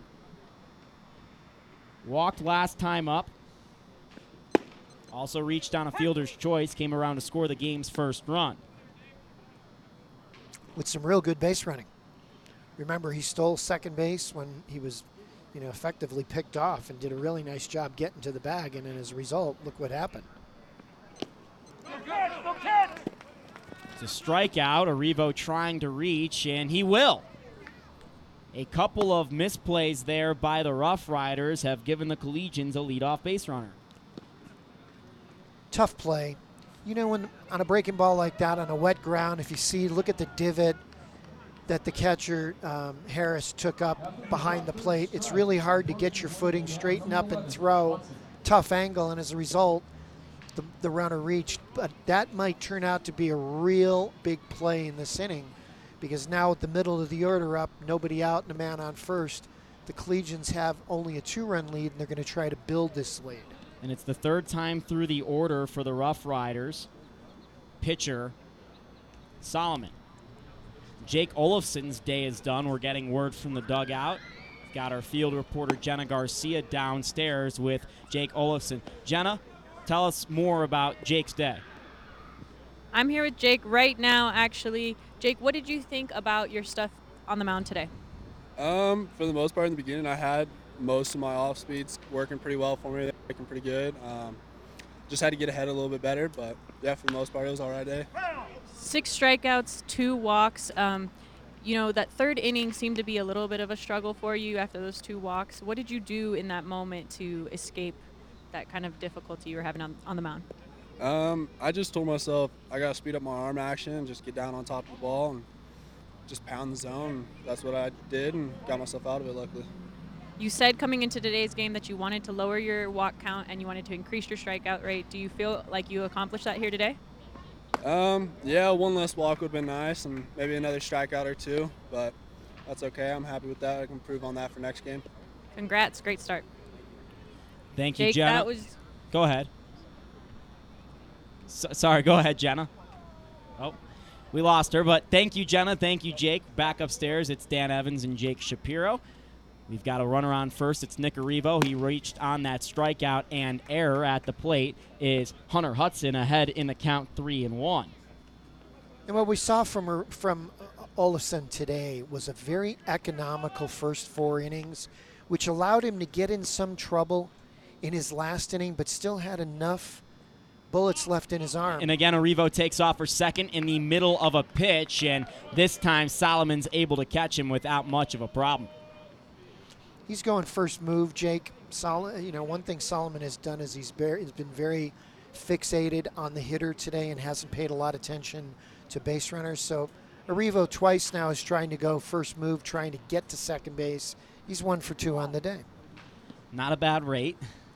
Wanted to improve a little bit, but 3-1 on Hunter Hudson in the middle of the lineup. Not necessarily what you want your leadoff man to get picked off going to second, especially when the next pitch is a ball that leads to a walk. But your point on Jake was going to be what? I'm sorry to cut you off. No, that's okay. I just think what was going on with him is he was trying to get through that last inning, and simply because he had been so economical earlier in the game, he was able to get outs when he needed them in the fifth despite the 2 runs.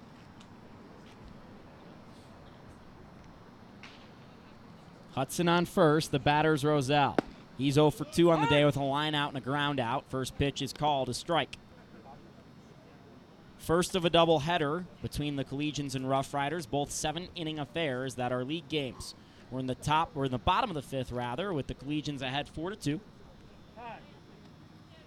Jake Shapiro on the call, Ethan Jordan on the golf course. That's why you don't hear the familiar voice of your friend from Arizona State, joined by longtime Major League Baseball scout and executive Dan Evans and Jenna Garcia on the call tonight. Hudson gets a big lead off at first there and shuts it down, and the pitch misses. It's a ball. Rough Riders bullpen starts to get active as well. Looks like we're going to see new pitchers on both sides here in the coming moments as the rain begins once more. And it begins really quickly here. Slapped into center field. That'll get down in front of the center fielder, McLean. Hudson shuts it down at second base. It's a single and the first hit of the day for Brandon Roselle out of the cleanup spot. And Brad Williams, the manager of the Rough Riders, has a tough call right here, Jake. His pitcher's at 96 pitches. He hasn't gone that deep pitch count-wise over the course of the season. He's got a doubleheader. He's in a situation now where he finally narrowed the lead to 2. And he probably doesn't have a very long leash right now. Brad Williams is a great story. He's one of the assistant coaches at Mountain Ridge High School in Arizona. You see him coming to the mound right now. They had a first-round pick last year in 2018, a left-handed pitcher, Matthew Libertor, who was a first-round choice of the Tampa Bay Rays. And I think a real wise move right here, sending Solomon into the dugout. He did a very nice job over the course of 4 1/3 innings. So we got a new pitcher. We're going to find out more about him and come right back in just a jiff.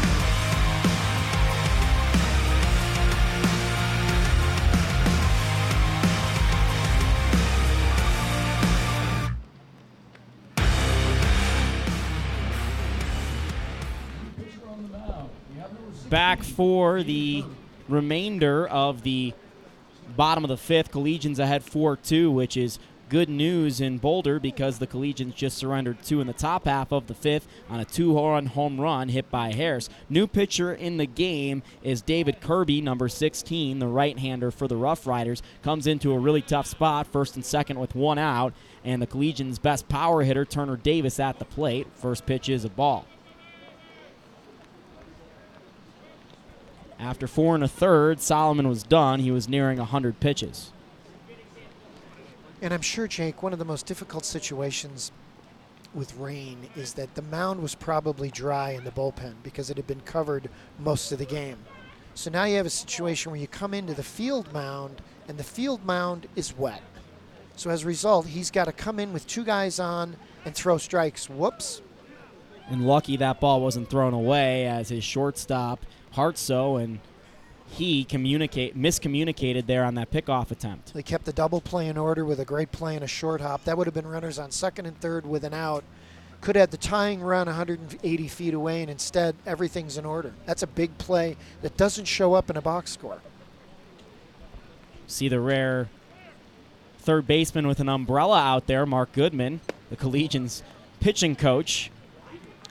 It is really coming down now, and Turner Davis could bring down the house with a big bomb here. Well, Mark's from Arizona, so he doesn't see rain very often. So as a result, I think, this might be one of those situations where he's not as good a mutter as some of the others, so he needs to work on this part of his game.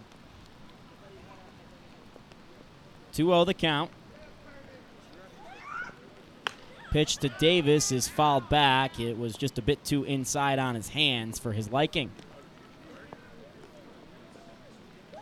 So throughout the game, when they needed a strike against Davis, they've gone to the breaking ball. They've gone to the breaking ball each time. So I think what you'll see now in a 2-1 count is if they're thinking along with the way the game is advanced, you'll probably see a lot of breaking balls right here. The breaking balls are actually good pitches to hit to the right side, because the ball's going to be away. And that's really what he needs to do right here. He needs to see if he can advance the runners and, if anything, hit the ball to the right side of the infield. There is a big gap above that second baseman's head in right center field. As the flood sirens start to warn here in Boulder. And I'm wondering if I closed the windows in the basement before I left today, Jake. I've got the top on my Jeep. That's my biggest worry. Can't do anything about the back windows. Those are off for summer. We'll find out the hard way, right? David Kirby's 2-1. It's popped up on the infield. This should be an infield fly. It's called as such and fielded there by the second baseman for the second out of the inning. Yeah, that's a real good pitch. On a 2-1 count, he got in with him on a fastball.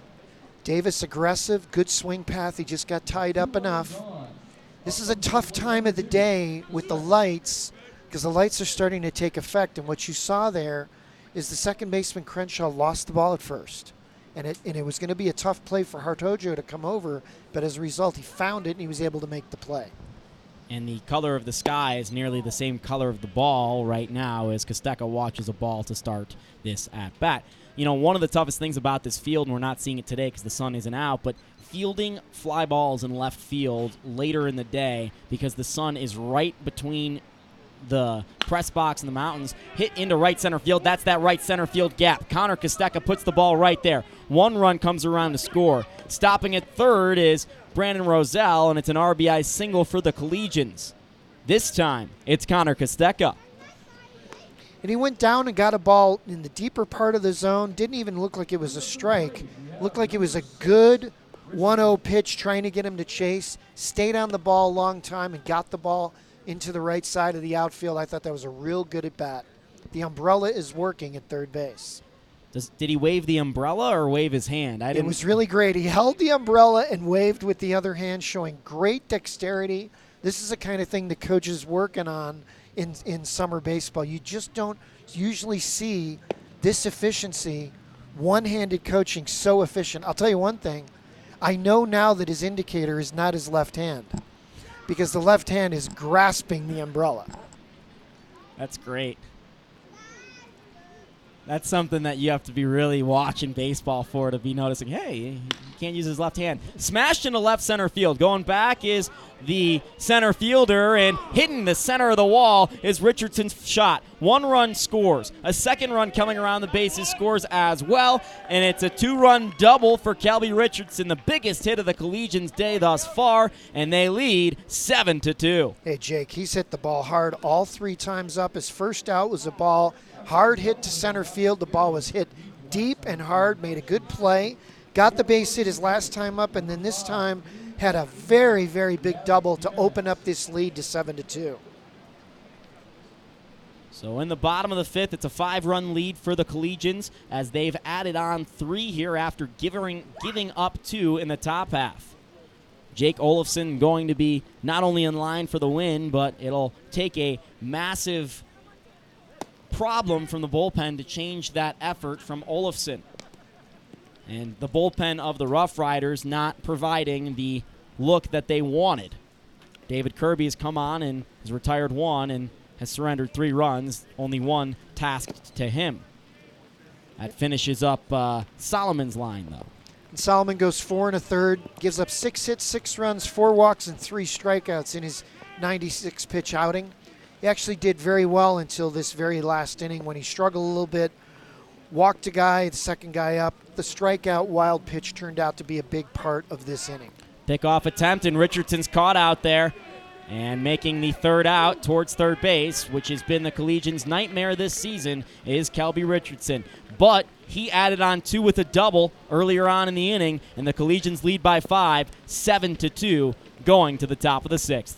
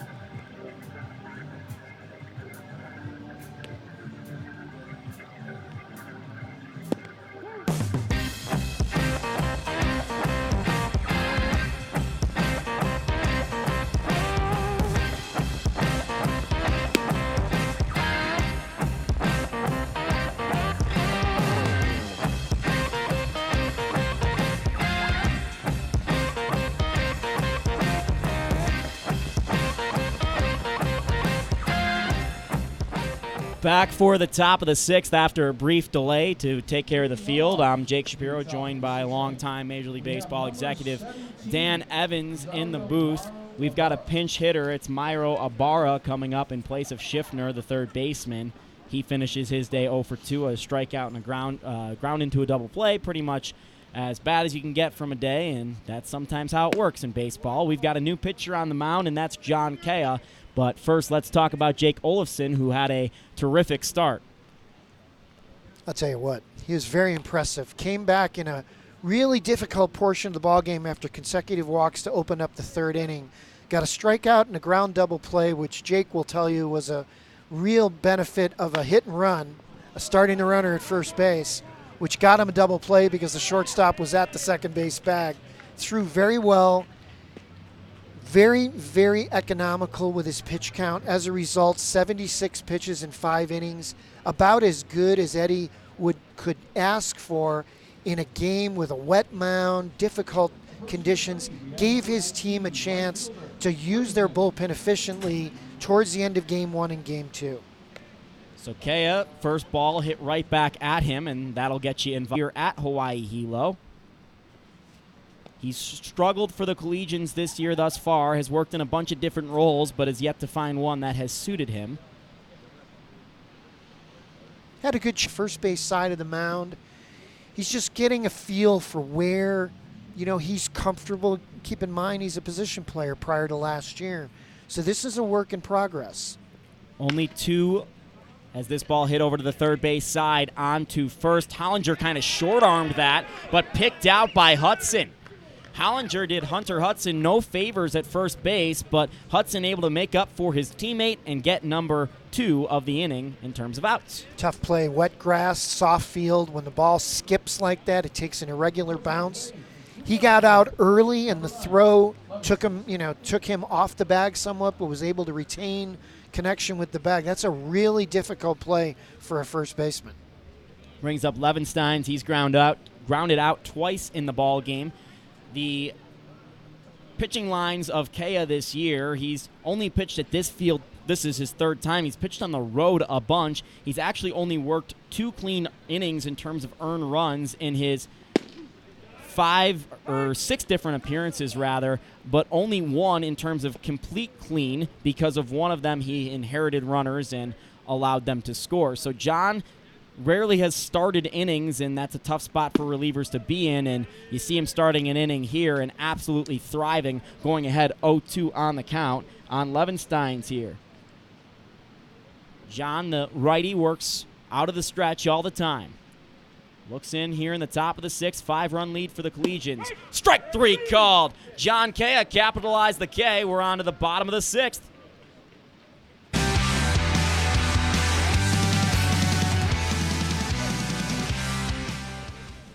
Back for the bottom of the 6th, Collegians looking to add any type of insurance. Only 1 time they've not scored in the game in any inning.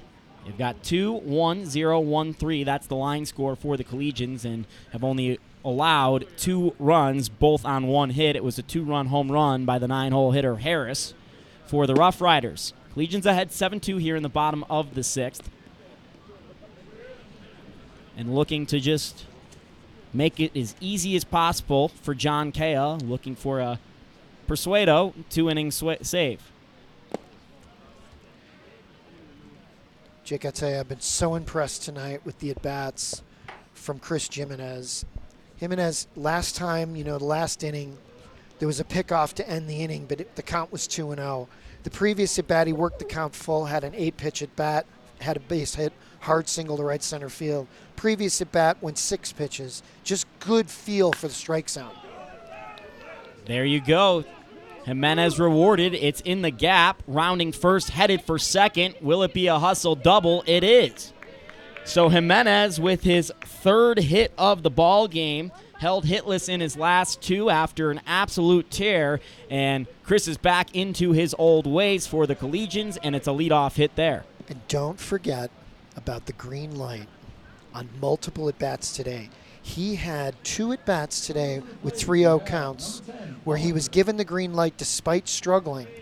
And you know what? That translates to real good stuff in the field. Look what's happened tonight. Jimenez on second, Hollinger the batter. A pop out and a walk today for Hollinger. Kirby better be careful with this guy on second. His last pitch, he started his delivery and then veered a little bit towards second. He's got to be careful of committing a balk.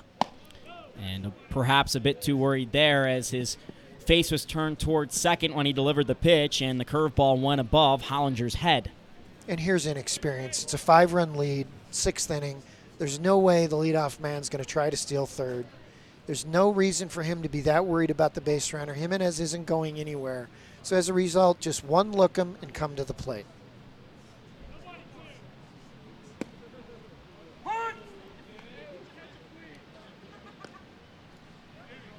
Strike there. And you see our center field cameras now working, thanks to Drew Tornquist and Mitch Sanchez, our producers and engineers, for trying to get that working all game. We've had a myriad of issues with the rain in the forecast. Of course, people never plan for rain here in Boulder, Colorado, because we get 300 days of sunshine a year. Today was not one of those. 3-1 the count. So if I'm a fan walking in right now and I look at the scoreboard and I see 7 on the board for the Collegians and no hits in the hit column, I'm thinking, how did they score 7 without getting a base knock? You know, it's Jake Olofsson running the scoreboard that's struggling a little bit. First thing he's done today that he's struggled at. Jenna, what were you going to say? Oh, I had spoke with the team about what they were doing to help protect the players in this kind of weather situation with the rain kind of coming in and going, coming in and going. 3-2 pitch above Hollinger's head, and it's a walk. And basically what they told me was that a little trick of the trade in baseball is kitty litter. They have put kitty litter all over home plate as well as on the mound today. Mostly that base running area, and then, of course, the batter's boxes as well, just to protect the pitchers and batters. That's pretty cool. That's very good insight right there, Jenna. And that's why the batter's box lines, which were once blue in this game, have dissolved, and now the batter boxes themselves are blue. J.J. Reeves at the plate. 0 for 2 on the day with a sacrifice fly. 4th time up. He's ahead 2-0 here. The home plate's moved around a lot for Kirby tonight, but I like his effort. He's not being conservative. You see him over on the third base side, and against a left-handed hitter, runners at first and second, Jake, nobody out. What he's trying to do right here is advance the runners, put them both in scoring position. And for Kirby, he's going to try to get him to keep the ball out of play. He's looking for a strikeout right here. Curveball called a strike, and there is him sitting right there on the edge of the plate.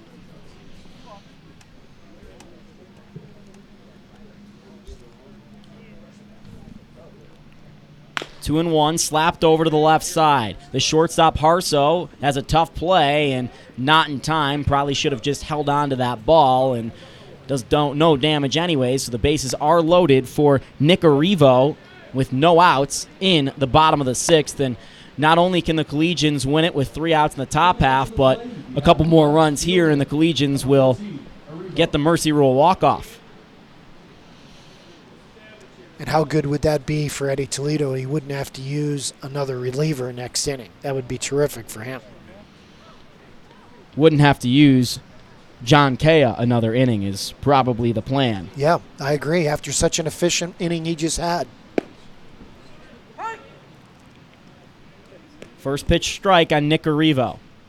Nick has moved up in the lineup time and time again this year because he has been so successful for the Collegians. It's been a little quiet as of lately, though.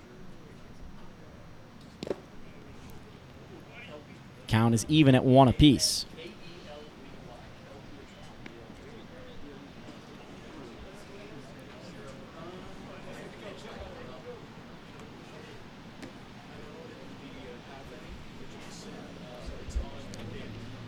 Arrivo with 20 RBI on the season, looking for a few more here. Has the Collegians team lead. Perfect spot for him, and watches a pitch outside. It's 2-1.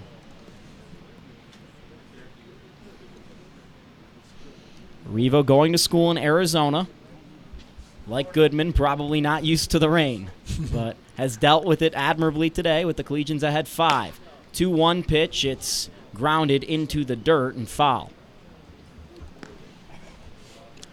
You know, after the umbrella worked so well last inning at third base, I'm sorry, I think I'd bring it out again right here. Rain or no rain, I think I'm hoisting the umbrella, and I'm going to see if I can accumulate more runs that way. I mean, it's Danny David. They switched over at third base, but I feel like Danny David has to continue that. Slap down to the left side. It'll be runs, no problem anyway, without the umbrella for the Collegians. An RBI single this time for Nick Arrivo, and that's what it's been all game. It's been a lot of bloops and little bloops and ground balls that have gotten through, and it's given the Collegians a 6-run lead at 8-2. Well, the Collegians have done a good job tonight getting themselves in hitters' counts and then doing something with them. A lot of times, you know, when you get in a good count, when your team is struggling, they've lost their last 3 games, frequently you're going to be in a situation where you don't utilize that count to your advantage. They most certainly have done that tonight. Consistently in 2-0, 2-1, 3-1 counts, they've had an opportunity to swing the bat very well. Head by 6. First pitch on Hunter Hudson is a called strike. He's got a walk, a ground out, and a single. And the ground out was probably his best at bat of the game. He had a really deep count, 8-pitch at bat where he battled, he ground out, hit the ball hard. Turned out to be a really, really good at bat. Kirby misses here, and it's 1-1. Hudson batting .382 or .328 coming into this one on the summer.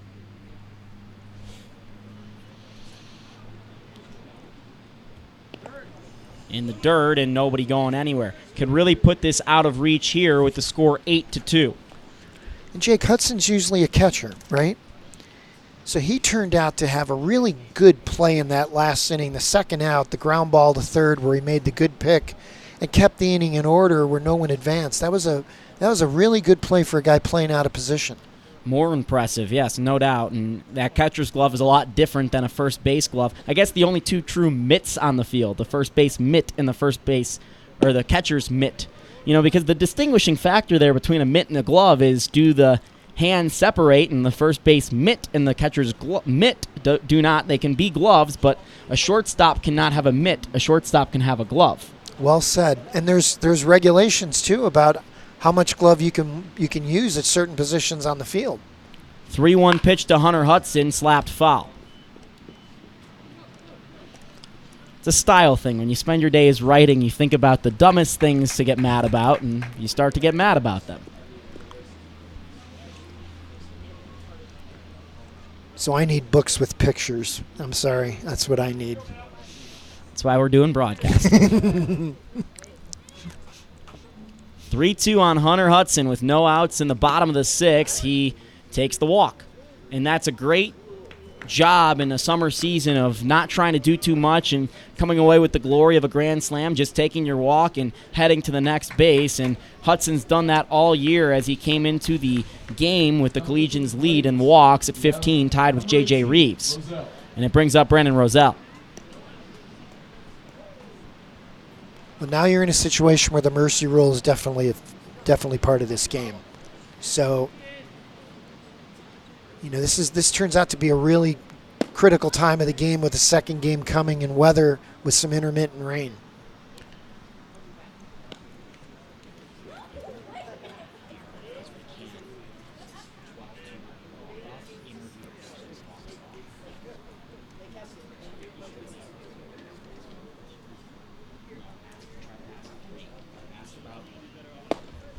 Curveball called strike. It's 1-1. Roselle tonight has hit the ball hard twice. He's got a base hit, a line out, and he was grounded out to end the 3rd inning. Fouled back to the screen. It's 1-2, and Roselle, the first batter to get into a pitcher's count in this inning.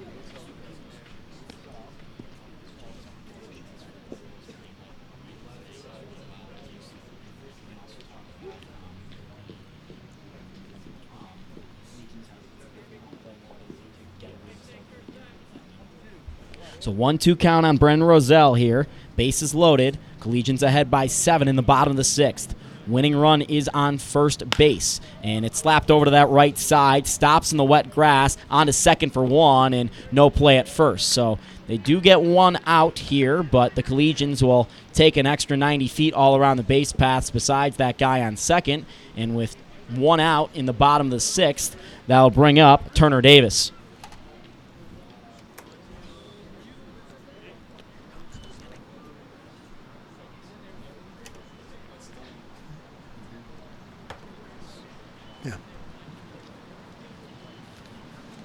So Davis comes out in a spot where he could walk it off for the second time in a week. Collegians ahead 8. That walk-off run is 270 feet away from home plate over there at first base in the form of Hunter Hudson. Aggressive base runner for a corner infielder and a catcher. We've already seen him move up on a wild pitch in the ball game. Runner on third is Nick Arrivo.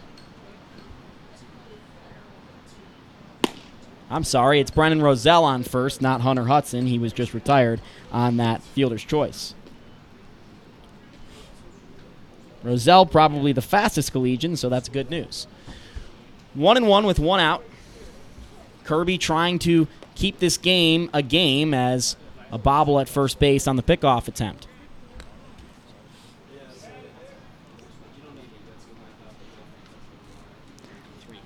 You know, Jake, right here, you're trying to think whether or not, with a 8-run deficit, whether or not you want to run that guy at first base to see if you can get him to second from a strategy standpoint.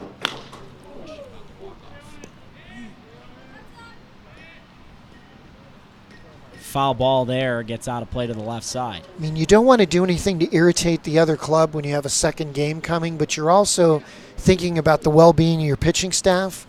And it would be in the best interest. It would be in the best interest of the Collegians to get him to second, see if they can get that run home, so they don't have to have a top of the 7th inning. In a 1-2 count with 1 out, you may see him go. Although it's kind of not the most sportsmanlike move. Right. You still understand the. It's 2-2 now. I'm sorry, but you understand. On the other side still, if a runner does take off, because you're just trying to preserve innings on a weekend when you've got so many games in a summer collegiate slate. Yes. And with 6 games in 4 days, that's what Eddie's thinking right now. He's trying to minimize his bullpen use as much as he can. Davis swings and hits this one foul. And even though Kia threw an inning, not having to throw a second inning and gets 3 more outs could benefit him in Game 2, could benefit him in either game of the doubleheader tomorrow. So this is that game within a game that people talk about frequently. It's a tough decision for a coach because you just don't want to do anything to irritate the other squad. So 1-2 with 1 out, first and third. Collegians ahead 8. Davis smashes this to the right side. That's down in front of the right fielder, Whittington, and another runs across, moving that winning run up to second base. I like the way Whittington's played right field tonight. He's had 4 or 5 times where he's had to make a big throw, and he has. Trapping that ball right there and not allowing it to get beyond him probably kept the game intact. Now you got runners on first and second with an out, and this could be a situation where this could very well be the last hitter of the game.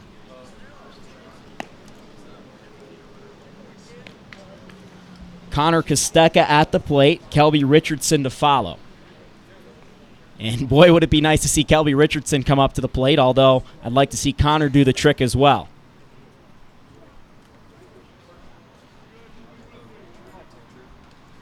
I think Kelby Richardson right now has a chance to get the Jake shake before the game night is over. He might be the Collegians player of the game. He very well might be. He might be the player who wins a free Collegian burger from our third base grill. Is that what you get? That's a pretty good deal. I don't know. It is now. It is now. I said it. We're speaking it into existence. 0-1, and he watches it for a strike, so it's 0-2. And even though there's a 9-run lead here, Kostecka is thinking about, let me get a good at-bat right here to get into Game 2. Kostecka smashes this to the right side. High in the air, Whittington roaming back on it. Tagging at second base is Roselle. He'll move up to third. Stopping at first and holding there is Turner Davis. And the Collegians, with 2 outs here in the bottom of the 6th, are 90 feet or 2 or 3 outs away from a win.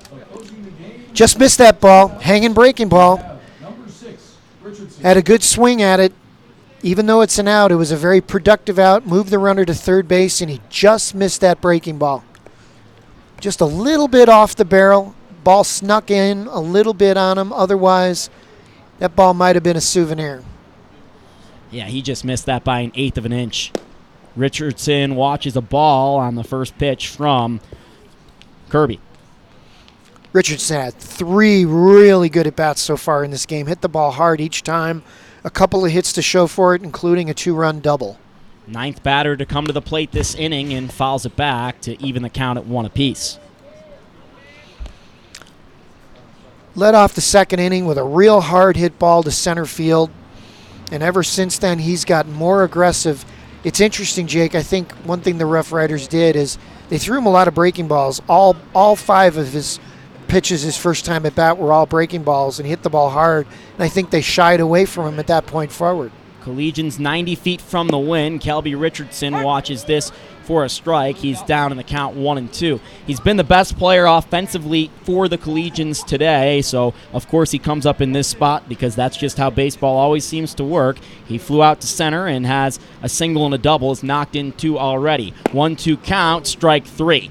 So Kelby Richardson goes down, but the Collegians do add some insurance. 4 runs in the bottom of the 6th. We go to the top of the 7th. John Kea probably coming back out for the Collegians, who are 3 outs away from a victory to start their weekend.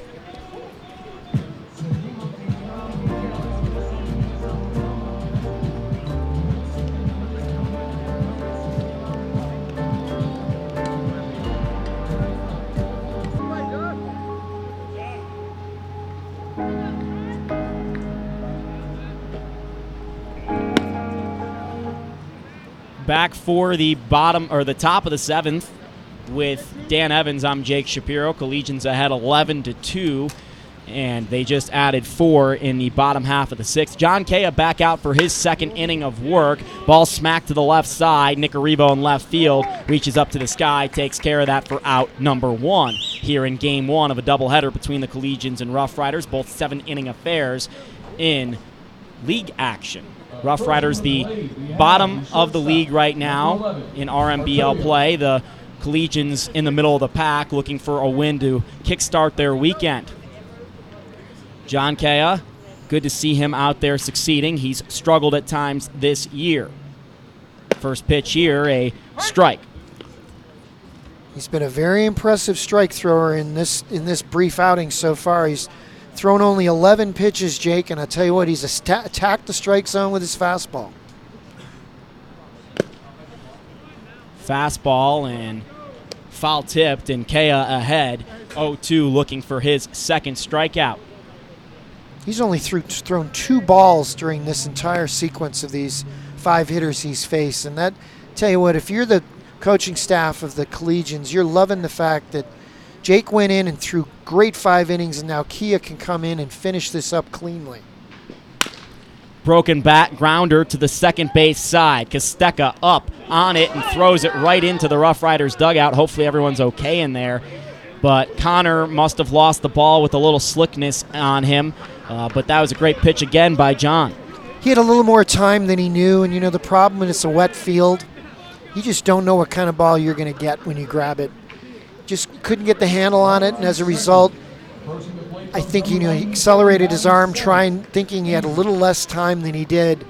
But with a 9-run lead, you can overcome this real easy. He's 1 pitch away from this game being over.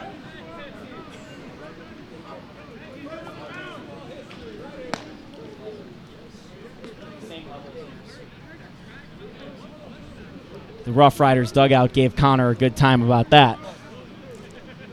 How much talking? I mean, you've been down on the field. You've done it. How much talking goes on between the clubs at the big level? Oh, there's a lot. There's an awful lot, and the problem is, guys really well by the time you get up there.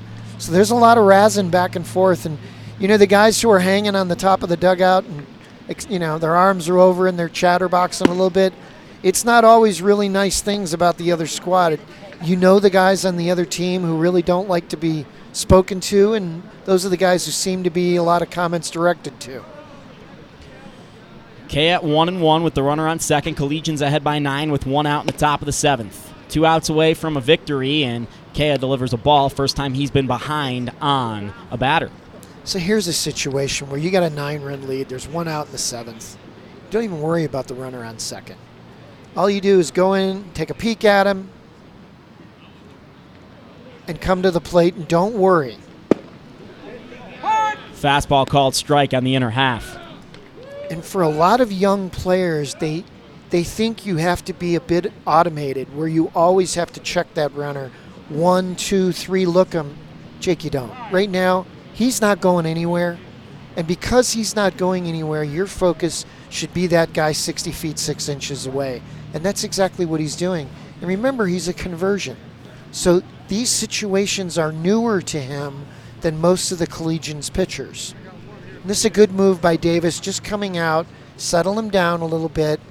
This is where your catcher is almost like a quasi-pitching coach, trying to get him through this inning. You mentioned he's a conversion a couple of times. John was actually a two-way player for the Collegians last year, played right field quite a bit and was also a reliever. Had a solid bat, nothing to write home about. He was definitely a little bit better on the mound, and you're seeing it right now with John delivering a lot of strikes. 2-2 with 1 out. Pitch, it's in the dirt. Turner can't handle it, and it's 90 feet up on the pass ball. Might as well be a defensive indifference because no one really cares. Turner Davis wishes it was a defensive indifference. Well, I think Hartojo cares a little bit. You know, he's out there. It's cold. It's misty. It's kind of yucky on the field. And look at his uniform. He's filthy. He's got to play a whole second game with that uni on. No big league clubhouse staff to go wash it behind the dugouts right here. No, sir.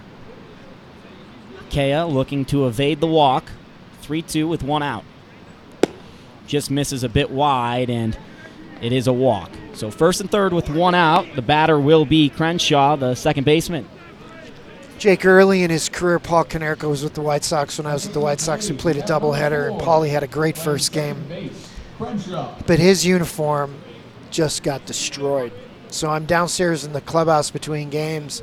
I said, "You're not going to change?" And he said, "Would you?" And I said, "No, I don't think I would." He went on to have another good game in the second game of the doubleheader. I think setting back baseball tradition a little bit, not changing, but boy, looked really good in the box score the next day. First pitch strike here on Crenshaw. You know, I saw it one time with the Rockies. They had a doubleheader a couple years ago. They got destroyed in the first game, and they actually changed uniforms. They're like, we're not doing that again. Rarely see that. Yeah, that's where the clubhouse guy frequently will just come in and put the new uni out in between games of the doubleheader and just say, "Boys, we're all changing. We're not going that way the same way." Pinch hitter Troy Day watches a ball there, and it's 1-1. He's battling really his release point just a little bit right now. A little quick in his delivery instead of staying on the ball a little bit, and as a result, he's missing up.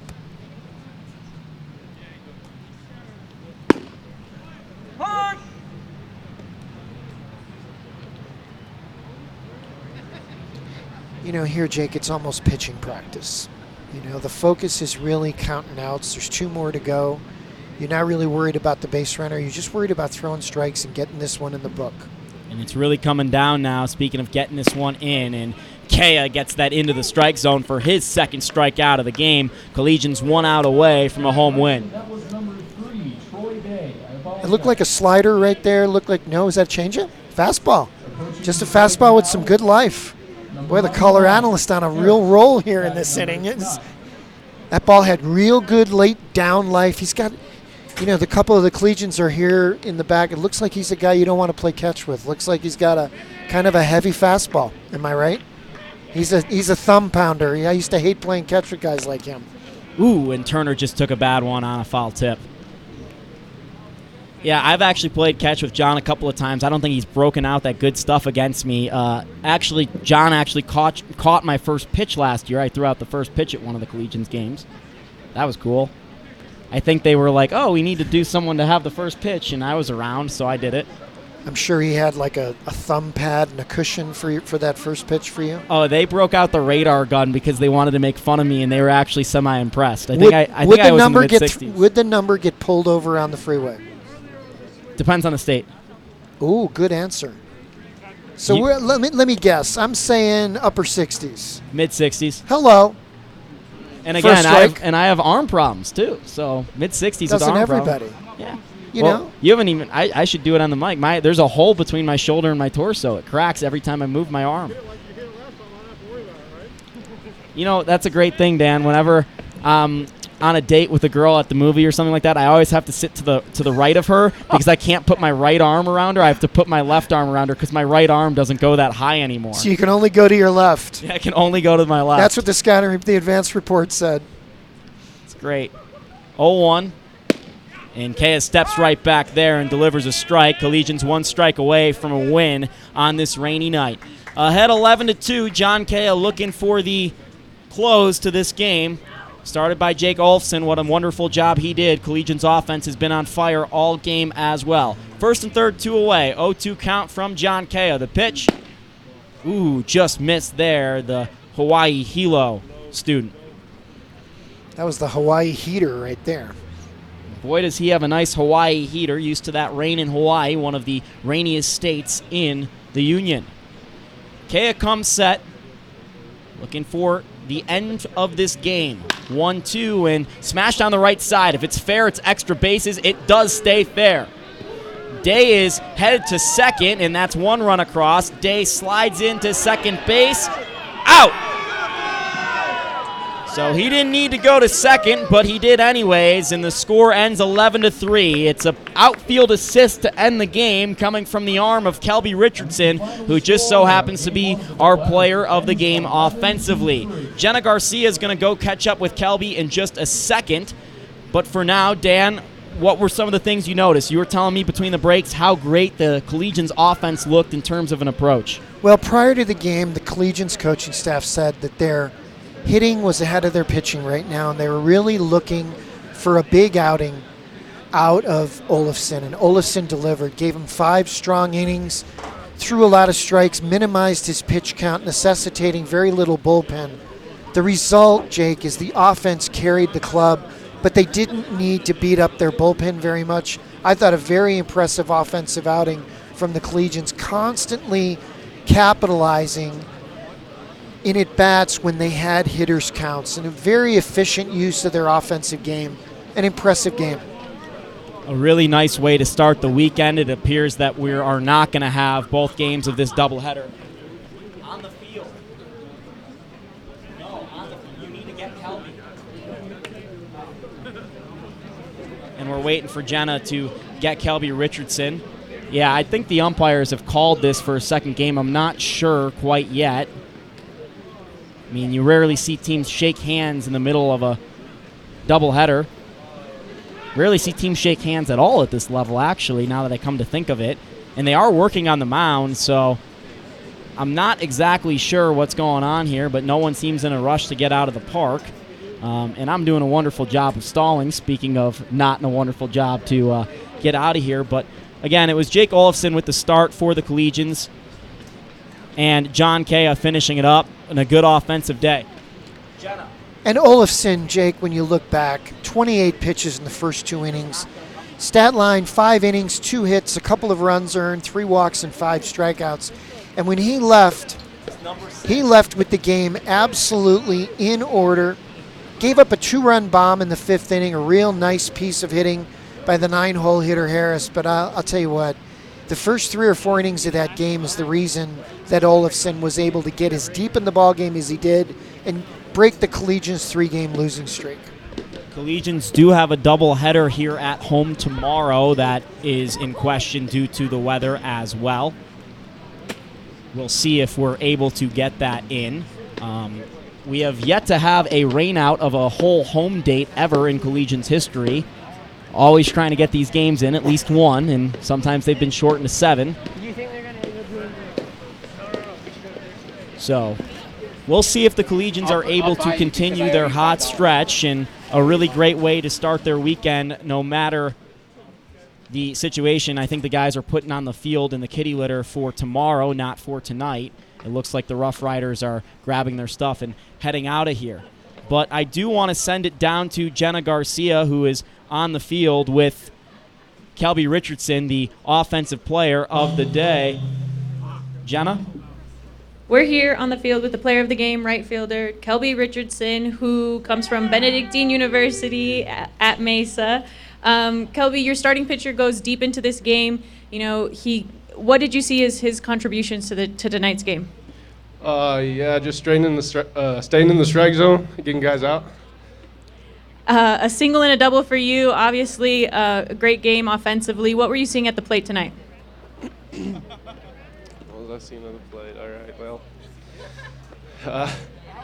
the baseball, and I just would swing and hit it. All right.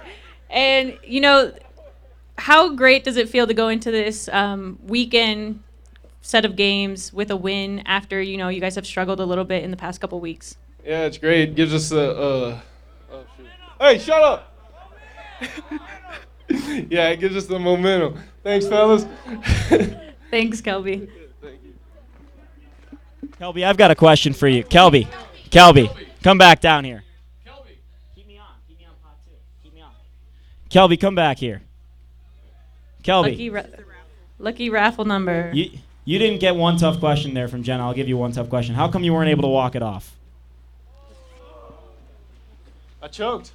You choked. It was still the player of the game. Kelby, what is going into the rest of this weekend? Got to get fans excited about Collegians baseball. What's there to be excited about? Wins. What do you mean? We're winning the rest of the year. All right, what we got? What do you got, Kelby? All right, the ticket. Say the whole number. It's the 50-50 The 50-50 raffle. raffle ticket winner number is 6, 7, 9, 3, 4, 8, 7. And there you go. Kelby Richardson, player of the day offensively, and also reading that 50-50 raffle number. Thanks, Kelby. So, anyways, thank you to Dan Evans for joining us. Dan, you tweeted about how pleased you were to be on the call of a Collegians game, given that you've had such a relationship with some of the guys here in the past. Joe Madden, you know well, and Jim DeShays, just all over the day. And now you're a little small part of Collegians history as well. Jake, I think one of the coolest things about this city is we have so much to offer.